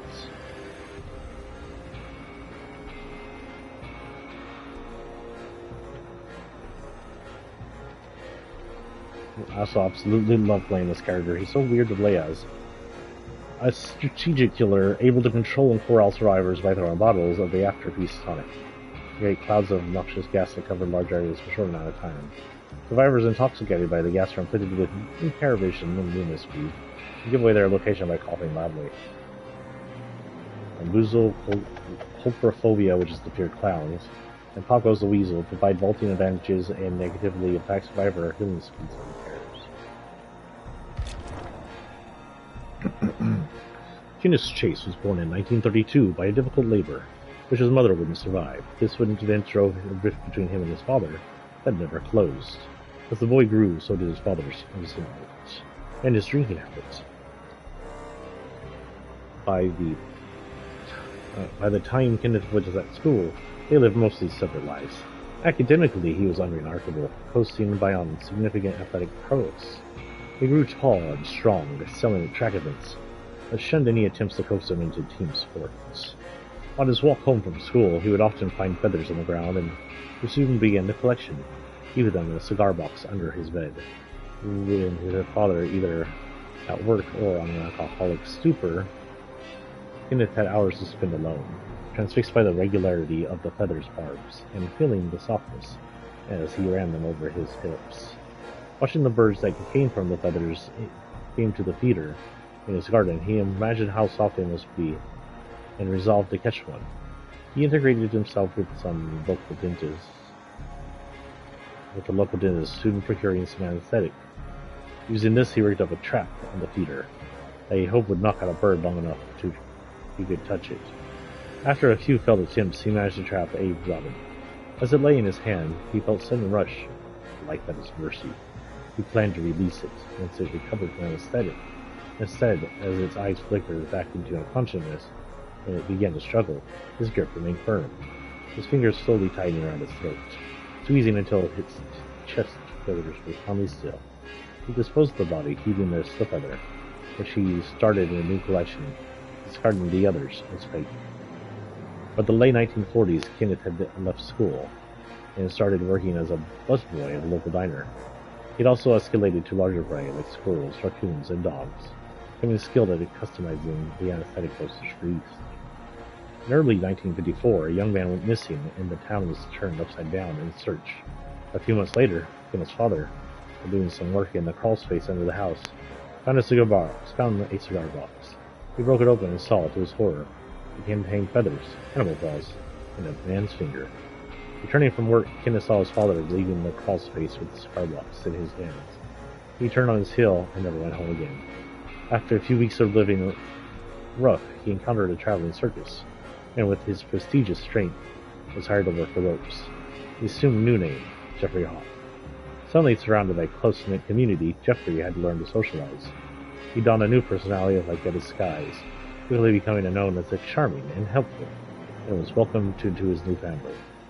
Over the next decade, he stayed with his circus, traveling the length and breadth of the USA, but with the itinerant life providing few repercussions, he fell into bad habits. Drink, junk food, drugs, he indulged them all, to an excess. For a time, these vices were enough, but then his old urges returned, and now his nomadic existence became a cover-up for him to resume killing. He stole clothes, makeup from the performers, fashioning disguise that would let him get close to victims before he anesthetized them, bringing them back to his caravan, where they would awake to find themselves bound and at his mercy. He would finally get to have his fun, mentally and physically, torturing them before being lost in the night. Ugh, this is a lot to read. He has a long freaking story. I'm only three-quarters away. Once their strength was at its lowest, he would carefully examine their fingers, searching for the prettiest, running them over his tongue to find the tastiest. Once he found the best, he would cut it off from their hand and proudly add it to his collection, disposing the rest of the body as pointless waste. Men, women, young, old, he didn't care. The essence of a good collection is in the variety, in the memories and stories they evoke.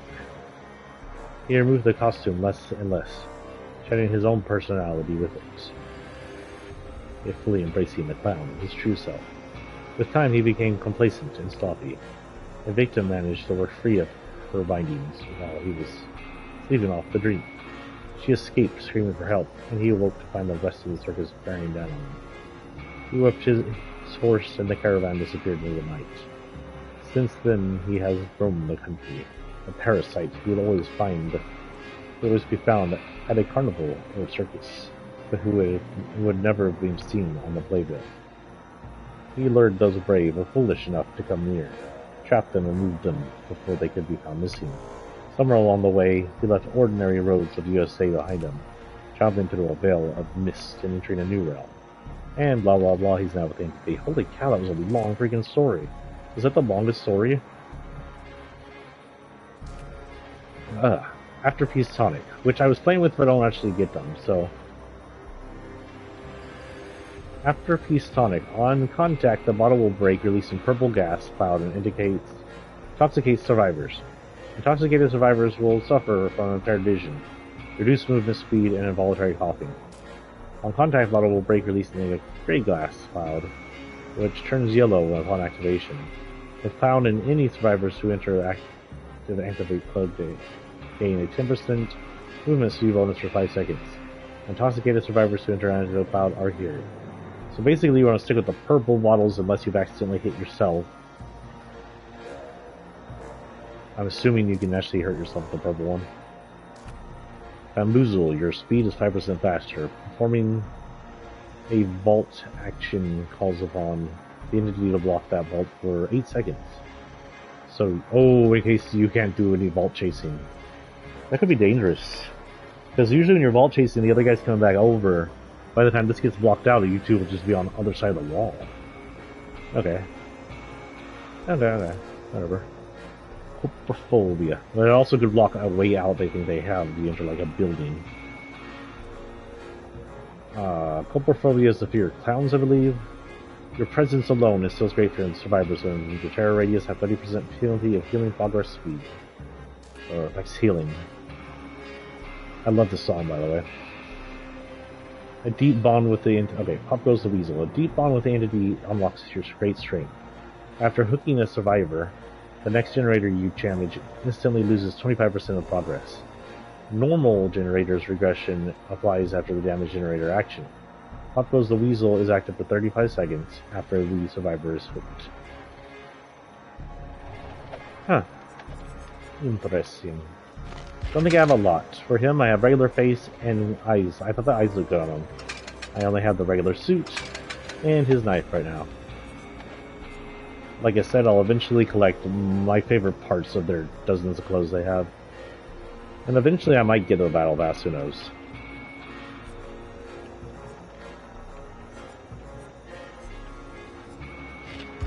Okay, where are we? Yeah, 3 more left. The next one is Ghostface. Now, of course, I didn't collect them in order. I collected my favorites. And I'll probably do that next. I don't know who I'll get next. And this is the Ghostface.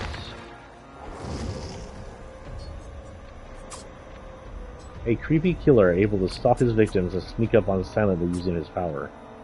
Night Shroud. Affected survivors will find themselves vulnerable, oblivious to his presence, and must be used all the perception and awareness to protect themselves from his approach.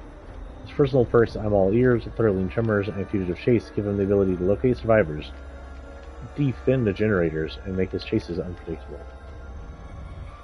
Whatever, does he trip over couches? It's must be something he needs to do.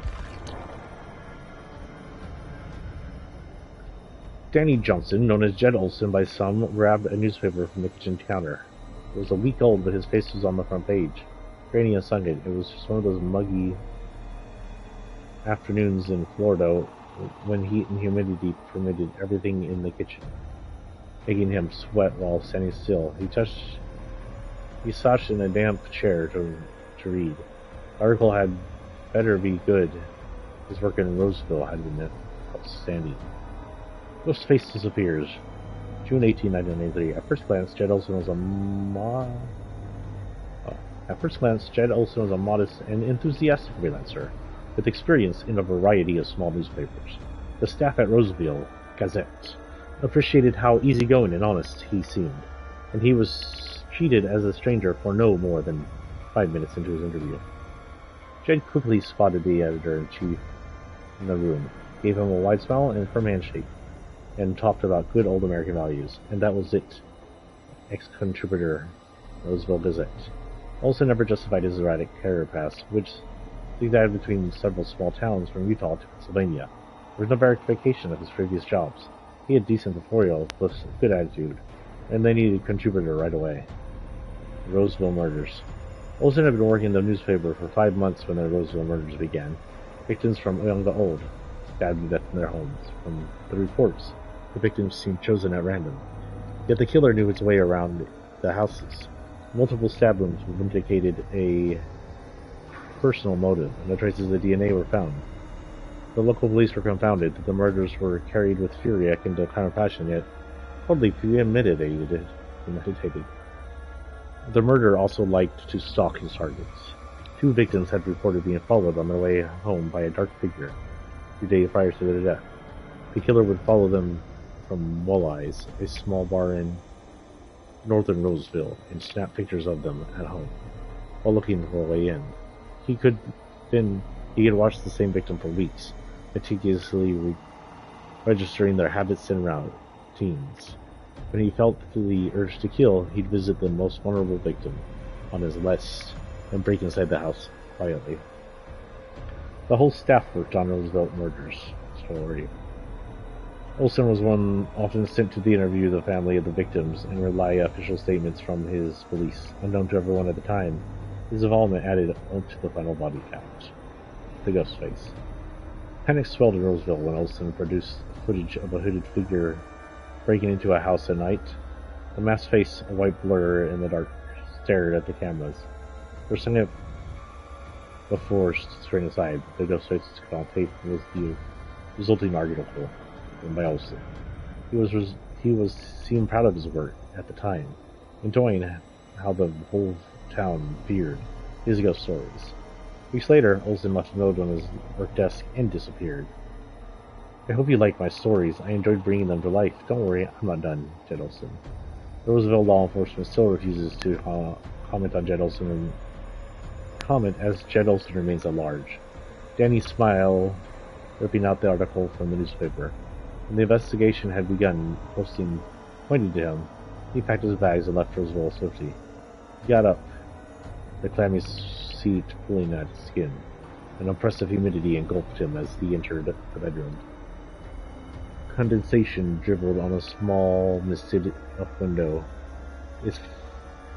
As bits of cracked wallpaper hung limply. The floral pattern was covered with gruesome photos and newspaper headlines. Danny grinned. Here Danny pinned the last week-old article on top of a picture of lacerated scalps. A faint pang of hunger hit him, and he wondered when he had last eaten. Was it this morning while he was washing his knife and clothes, or was it last night, after following that girl down that street? He couldn't remember clearly. Taking a step back, he admired his work on that wall. His mind drifted, remembering the articles he'd written, the stories he planned, and the scenes he wrote brought to life. A shiver ran through him. A chilling breeze transformed the bedroom's humidity into an opaque, freezing fog. A woman shrieked. Dead leaves crouched under his feet. He smiled in anticipation. Power Night Shroud. The Ghostface used to study his victims for weeks, meticulously registering habits. The urge to kill swelled, he knew exactly how to strike. Night Shroud. Press the power button to activate Night Shroud when the power gauge is full. Ghostface is granted the undetectable status effect when Night Shroud is active. Performing a basic attack fully depletes the power gauge, and deactivates Night Shroud so he can become undetectable. Nice jump scare killer.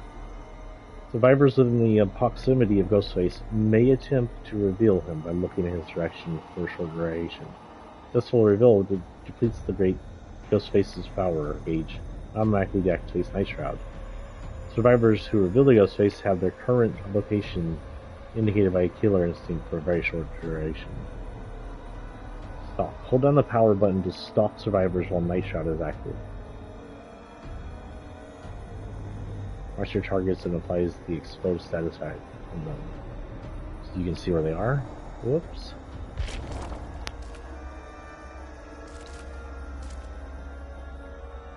Oh, we can also crouch. Nice. Your keen senses are sharpened by the dark realm of the entity.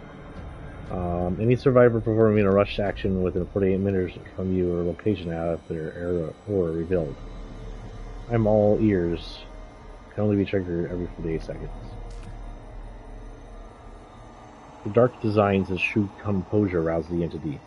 After picking up a survivor, all generators are not being repaired by survivors are blocked, and the entity cannot be repaired for the next 16 seconds. Affected generators are highlighted by a whole white aura.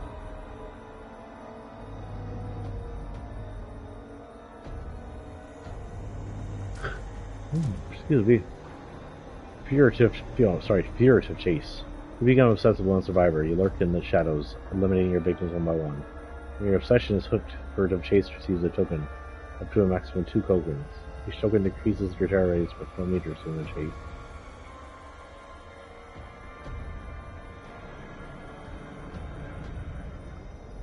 When your survivor rescues an obsession from the hook, the rescuer becomes the obsession. You lose all your tokens if the obsession is sacrificed or killed. Huh. Ow.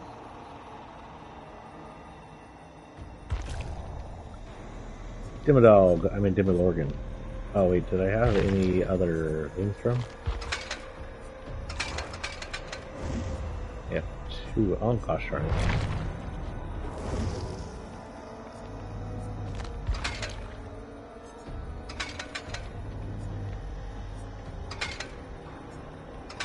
Oh yeah, I like that one better.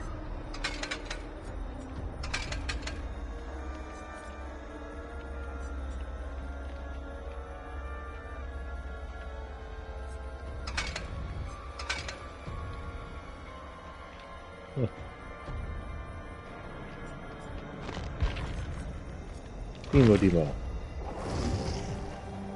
Just forgot some things. Okay, so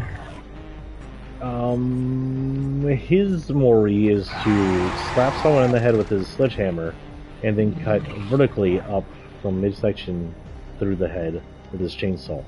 It could use dismemberment, splitting the body, and gore, because right now it's just kind of lame looking. His does the famous Freddy through the back, through the chest shot. You leave a hole there in Mortal Kombat style.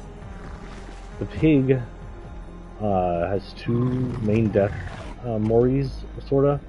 One is the head trap goes off and explodes the head. I think that looks okay. I'm not sure. I haven't seen it up close. And the second is her cutting the victim's throat, which could be using more graphic detail, more blood, that kind of thing. The clown has probably one of my favorite moris. He'll stomp on the character, could use some more head damage, could use head damage at all. Then lofts off their finger and licks it, or tastes it, which is fine looking, that looks fine. Ghostface has a very Scream feel. He stabs them in the back several times, picks up their head, which is dribbling blood out, and takes a selfie with them. Decent, you could use some more blood coming out the back, but the blood dripping out the lips is nice. Demogorgon has the ability to slash at them and then eat their face. You should pretty much not have a face with the Demogorgon done with you. An unidentifiable killer able to open multiple portals and traverse between them to cover large distances. Using its power of the Abyss, it can detect any survivors within a close proximity to the portals, then unleash a leaping attack to inflict damage from the distance.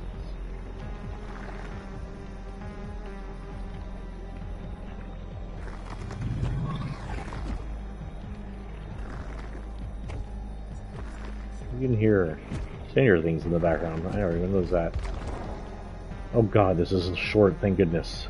The blooming mouth full of needle-like teeth for a face, large, curved, razor-sharp claws, and a powerful legs to pounce on victims. Make the Demogorgon a frightening monster to face in any dimension. It is a nightmare of unrestrained feral rage as it hunts down its prey and rips it to pieces, devouring every last morsel of flesh and gore, leaving nothing for scavengers. The creature is untouched by any sense of compassion or restraint. Living over its victim, it shows no doubt or mercy, just the pure instinct of insatiable bloodlust as it delivers the death blow. A perfect hunter, the Demogorgon is a macabre testament to the horrors lurking in the Upside Down, and why it was choice pickings for the entity.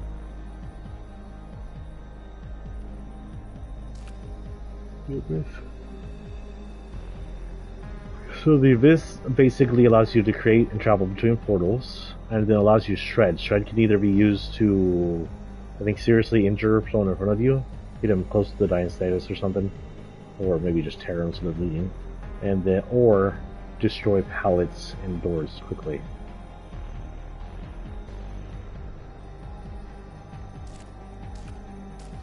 Fearmonger, you're just stressing present strengthens the weakness of your prey, and weakness of prey. While repairing generators, survivors are afflicted with blinded and exhausted status effects. Claustrophobia. Your ties to the otherworldly manifest when your prey attempts to get away. Every time a generator is completed, all windows and vaults located within 32-meter radius of the completed generator are blocked for all survivors for the next 20 minutes.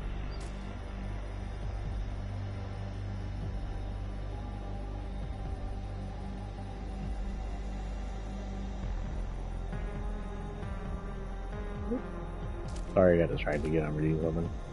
But anyway, Jolt. Your eerie presence charges the air of interference with technology, putting a survivor in the dying state with a basic attack. It causes all generators within 32-meter radius instantly to explode and begin regressing. Generators affected with Jolt immediately lose 8% of the progress. Jolt can only be triggered once every 6 seconds. So attack and basically generators go boom. Very good.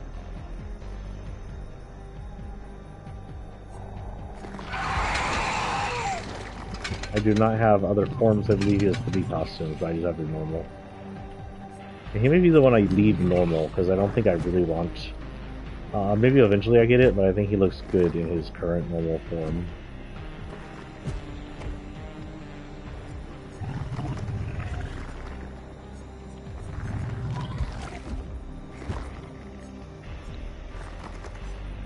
Last one today, the Executioner. A map manipulation killer, able to torment survivors with the hazards that he creates. Afflicted survivors will be invulnerable to his special hook, the Cage of Atonement, and his unique glory, Final Judgment. His personal perks for penance, Trail of Torment, and Deathbound allow him to aggressively pursue his prey while deceiving and tracking survivors. Of course I got him because he's Pyramid Head. This is basically the costume I made that one time. I thought I did a good job at it. I need to go find a picture of me in it. My helmet's still matic, all falling apart.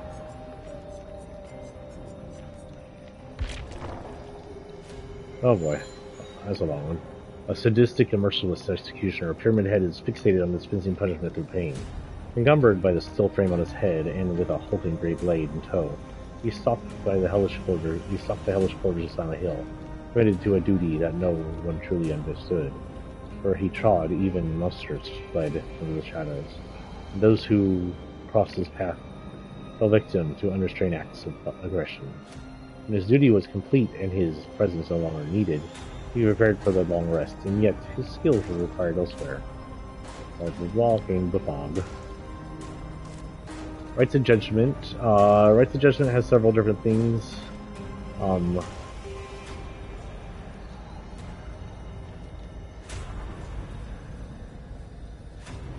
Rights of Judgment allows you to scrape his giant knife along the ground and create barbed wire erupting from the ground Silent Hill style. And then the Punishment of the Damned uses Rights of Judgment and shoots it forward. I don't know if it creates a permanent scar there like Dragon Behind does, but it can hit people and it acts like an actual hit within the dying state, I believe. Cage of Atonement is a special hook. Basically, Pyramid Head teleports them to the special square cages you find in Silent Hill and count as a hooking. And his special ability, Final Judgment,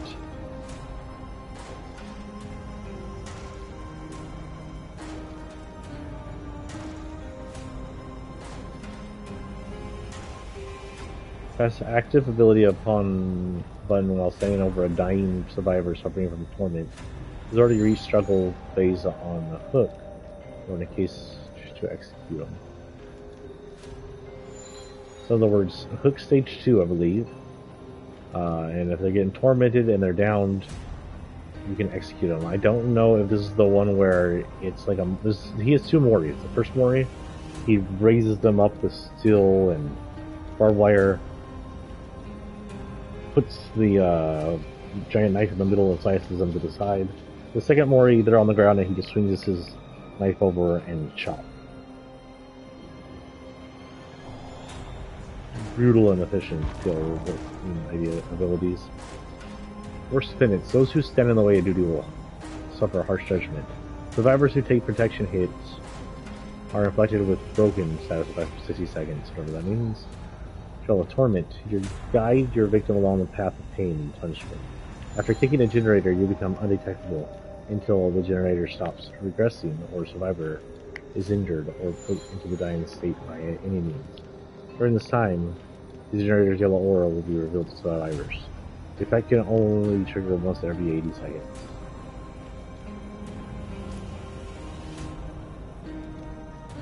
Deathbound. Those who live are intertwined in darkness and destined to suffer together. When a survivor heals another survivor for 1 health state at least 32 meters away from the killer, the survivor performing the healing action will scream, revealing their location and act.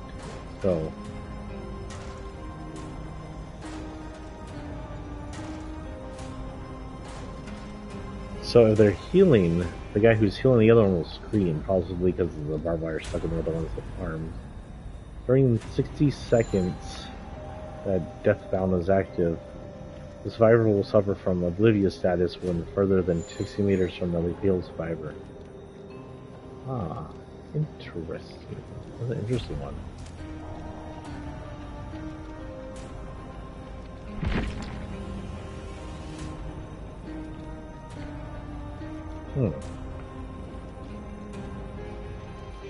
So we do have a trapper daily.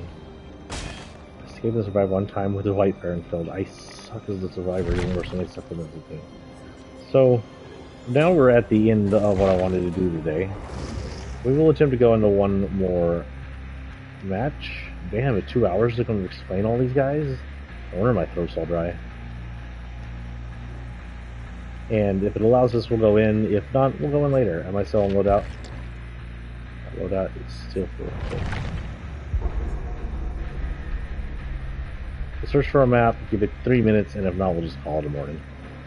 It is about 11:30, which is when I was going to quit. But I'd like to get one match in, if at all possible.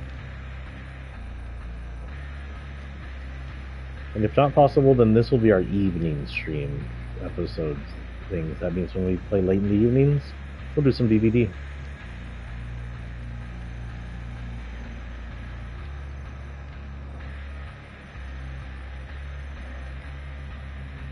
By the way, these are Oryx cells. These are basic money. $10 gives you, I think, 10,000 or 1,000 or whatever. It costs about $10 for each costume. These are shards you can earn. The shards can go towards the store for costumes and stuff, but it's very rare to earn these shards. And these are blood points.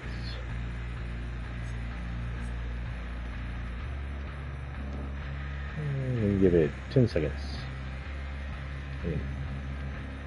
9, 8, 7. Now, here's another thing I would recommend for this game during the next big update or a second game, is the ability for NPC characters, because this isn't Fortnite. This isn't able to hold the amazing amount of people.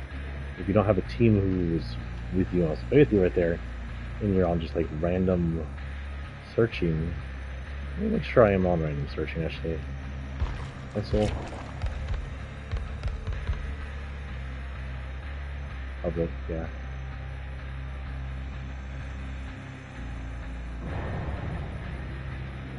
Okay, we'll call that. But I wanted to do something else before we take off, actually.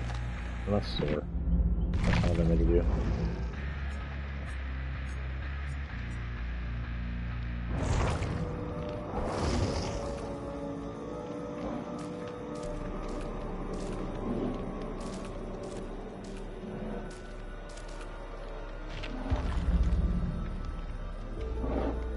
I want to see if it shows.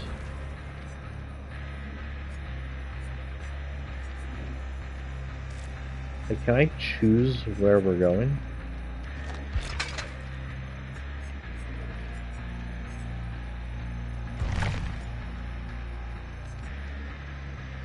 Mesh management. Okay. So these are the maps that are available. And I'm actually going to have to get up here and we'll read through these. I do believe you get all maps available, even if you don't own the killers it belongs to. So we'll go through these. There's a lot of maps, by the way. So if you have on random, you can end up in any of these maps. We'll start all the way from over here. The Coal Tower, which is the first one. The Coal Tower Mcmillan Estate is actually the original one, and it belongs to the Trapper. It has a foundry, which is mostly falling down. It's got a lot of outside area, if I remember. And that's about it. That's what the Trapper roams. I have actually been here very few times. And a lot of these first ones, like these two, are very familiar, similar. They're both in the Mcmillan estate. Shelter woods are the woods surrounding the estate. Might be only witness to what really happened here. The trees have a certain deformed character. This is another area. It's wooded like this one, but there's no actual building. I do believe this is building an outdoor area. The Ironworks is another Mcmillan estate. I've been in here very little. I want to say the best way I could describe this is it's very Freddy Krueger-ish. A lot of metal, a lot of melting, a lot of heat. It could be a good setting for Freddy Krueger and Pyramid Head as well. Suffocation Pit. I don't even know if I've been here before. You can still see the tiny entrance the miners used to haul the ore to the surface. Now it is nothing more than a pile of rubble. No one bothered to clear it, to clear whatever might be found inside. Instead, it fell into oblivion.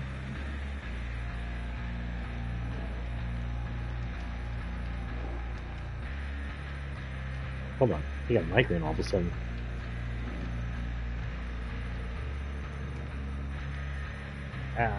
My head. Okay, I can go away now. Random migraine.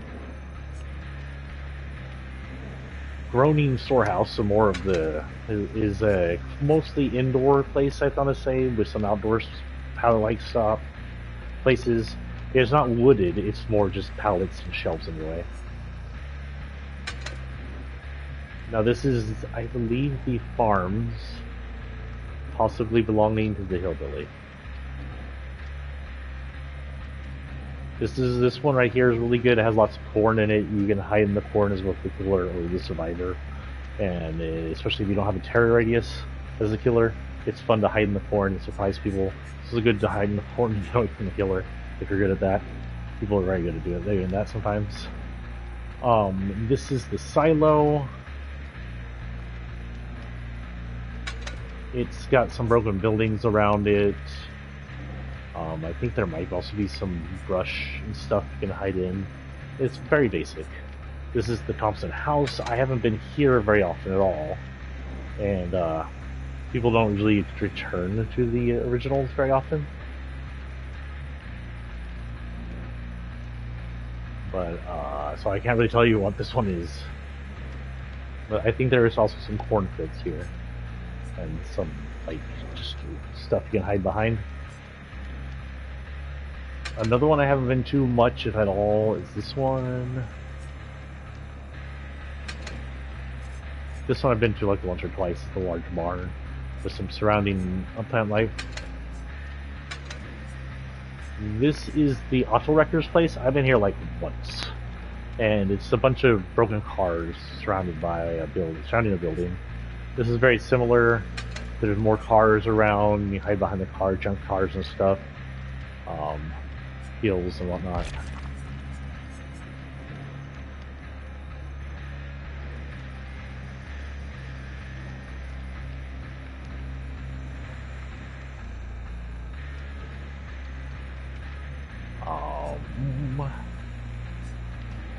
This is a gas station area. Very indicative of some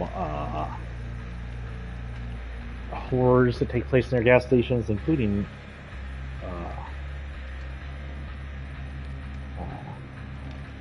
Leatherface. Leatherface has a gas station scene that's pretty famous. This is the Wretched Shop.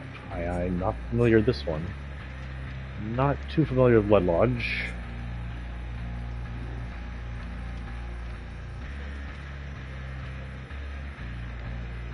This is the nurse's place, isn't it? I think I've been here once or twice. It's like a big old cathedral. This is the ward. This is mostly what I've been when it comes to the nurse. This looks like an asylum. If you've ever been in an asylum in a video game, it's basically that. This is Haddonfield. This is my least favorite map, and probably the most famous map. Haddonfield is from Halloween. It's a collection of a row of houses and fencing in grass, trees, one street, and cars. As a killer, it is incredibly difficult. As a killer or a victim, it's incredibly difficult to get around. It's generators often spawn in the dumbest places. Let's do the basements.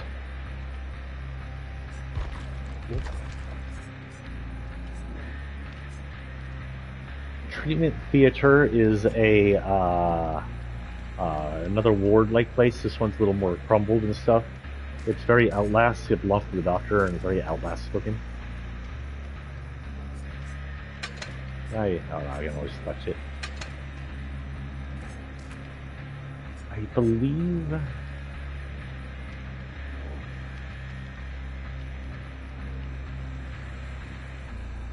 believe this is the Hunter's forest and the house and the forest surrounding it. Lots of trees. The trees are actually good for victims because the hunter has an axe throwing ability. It's easy to loop around the trees and get her to throw her axe at a tree. This belongs to the diseased lady. I actually don't think I've been here. Oh, this is Red Forest.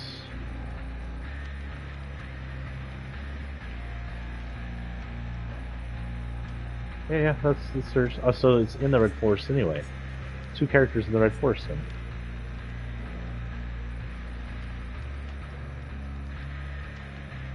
Rose. Oh, is this the boat? Yeah, this is the one with the paddle streamer in the middle of it. It's a swampy area, lots of lowlands, lots of swamp brush. In the middle of everything is a broken up paddle streamer. It says ancient, so I don't know how you call it on something with paddle streamer ancient. It's a fun one. More swamp area. I haven't been in this one very much. I don't know much about that one. Bedham Preschool. This is Elm Street's Elementary. Haven't been here that often, honestly. Really haven't.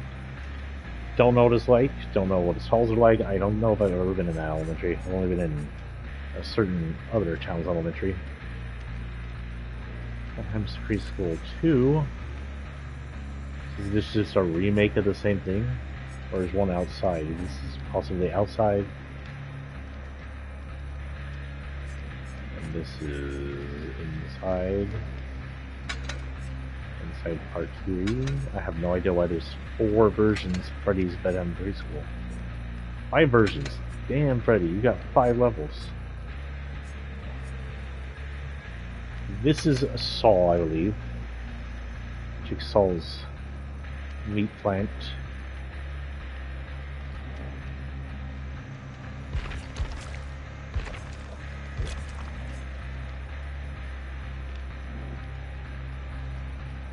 This, I believe, belongs to Spirit. I haven't actually been in that one. This is another one from the Spirit, and or the Oni. That might be the Oni. And I've been there.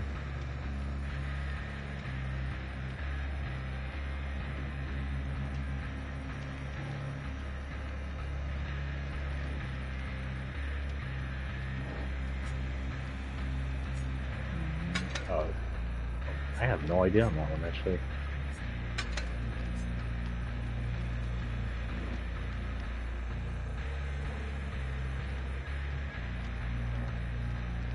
No idea. This is the Hawkins Lab. If you want Stranger Things, this is basically it in its overtaken iteration. I think in the 2nd or 3rd season, when it's pretty much abandoned in the Upside Down has overtaken the real world version of it as much as possible. And there are demi-dogs everywhere. Let's say that's the 3rd one. No, it's the 2nd one, because that's where they closed. Yeah, it has to be the end of the 2nd chapter, I believe, actually. So not bad. I think. I'm pretty sure it's the end of the 2nd chapter, but don't quote me on it. Dead Dog Saloon, I've been in it a few times. It's an Old West town. It's very typical Old West. It looks like a setting for Red Dead. It's very fitting for the country music you get going when you're playing that killer for it. Midwich Elementary School is probably one of the 3 most famous places up here. Or 4, I guess, if you count this. Midwich is from the original Silent Hill. Its layout is, as far as I can tell, almost basically the same layout with not as much as accessible, but still fun. It starts and ends with a tolling bell and a Silent Hill warning siren. That's supposed to be a fire siren, if you didn't know, by the way. This is the school where Alessa was bullied in when she grew up, and it was treated very harshly when she kind of went crazy and was burned and called over the demon lords. Not entirely sure if she or the demons created Midwich into what it became. I wouldn't be surprised if it was her, since she was bullied. And lastly, and just so famous, if not more famous now, has been in newer games. We've abandoned Silent Hill. Raccoon City Police Station, as seen in Silent Hill 2 Remake. This is basically the exact station, I think a little less successful than what's in the original game. It's very weird and spread out. Like, it is in the game too, and that works when you're soloing a zombie mode. The killer-wise, this is not the best map to play in, because there's a lot of places for the victims to get away from you, even in the endless freaking hallways. There's a lot of ways for the victims to get away from you. It makes it harder. I've watched Just James doing his Mirror Myers in it the other day, and it was not a good place for Mirror Myers. Which is funny, because almost everywhere is good for Mirror Myers. Wow, DLC killers, yes.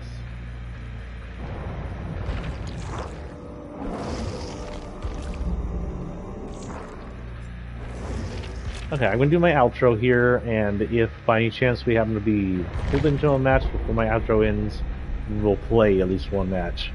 Because it is now time for me to take off. The whole intro thing took 2 hours, who knew? Man, if I had actually gotten to play during that, I would have had to split this into 2 episodes. But that's gonna probably, unless I get picked up for a match here, be my end. And maybe for the day I might play tonight, it depends. I had some trouble sleeping the last few nights, so if I can't sleep, I might come in for an hour of Dead by Daylight.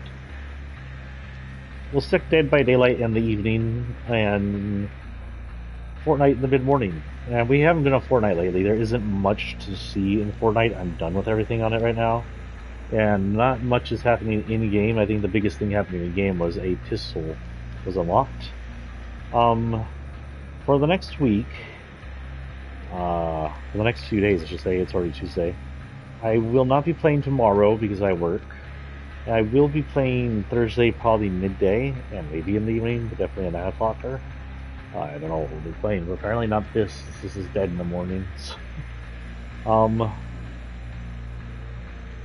I may play midday Friday. It's iffy because Saturday and Sunday I get 2 a.m. shifts. Yay. Anyway, so expect to see me most likely Thursday and Friday midday, and maybe Thursday evening, maybe tonight. I don't know. Tonight and Thursday evenings are maybe. Thursday and Friday middays are yes. I hope you enjoyed the lore fall back on this.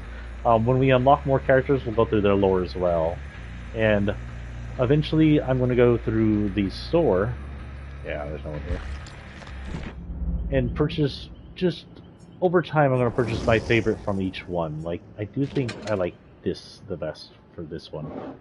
It's sort of an implication of a mixture between Undead Jason and the Pirates from Davy Jones' Lockers and Pirates. There's a few on his I would like. Like, I like this one, Krampus.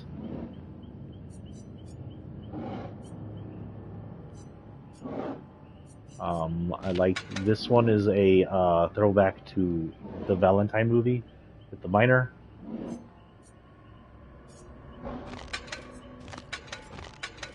This is very Mad Max looking, but also reminds me of the futuristic Jason. That looks like the bad guy off the original Power Rangers. So there's a few in here that are decent looking and some that are really good. And of course, they all have, almost all of them have this form where they've been mutated by the blight. And there's a lot, like 48 for him, 50 for him, 40 for him. There's a few I won't probably be getting. Like, I like his original costume. There's no need to change his original costume. The best you get out of these is maybe a new weapon. This changes him to his movie costume, which I was never a huge fan of. Pyramid, it does look cool. But it also intertwines him with some cool effects. Like, it'd be cool to Max these costumes if you could do that. I don't know if you can. You can see he also changes shape. I mean, not shape, but stance. He's more rotting up here as well. That's kind of gross. What's this one called? The Corrupted. One for a wish with a dark purpose. So that would be the. This would be the executioner from both the movie and from Homecoming. This is Forgeborn, which is a complete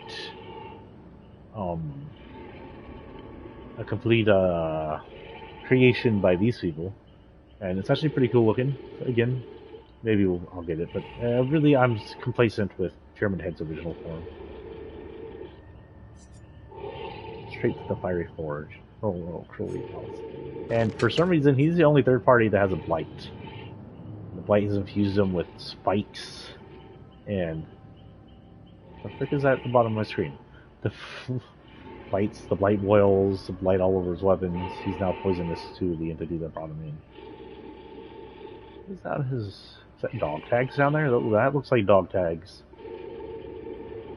Oh no, those are razors, like actual razors. Ow. And I'm not sure I want to know what this is, but it has a tag in it. Some kind of metal piece just shoved in his back for no reason.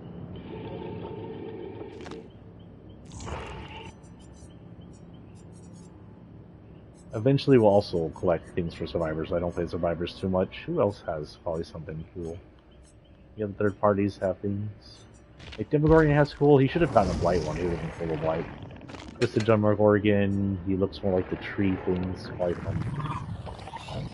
Interaction with the entity. You can see some like antlers erupting from his ribcage. Geomutation, which mutated him into some kind of rock-looking thing, webbed up and gooey. Kind of gross looking, actually.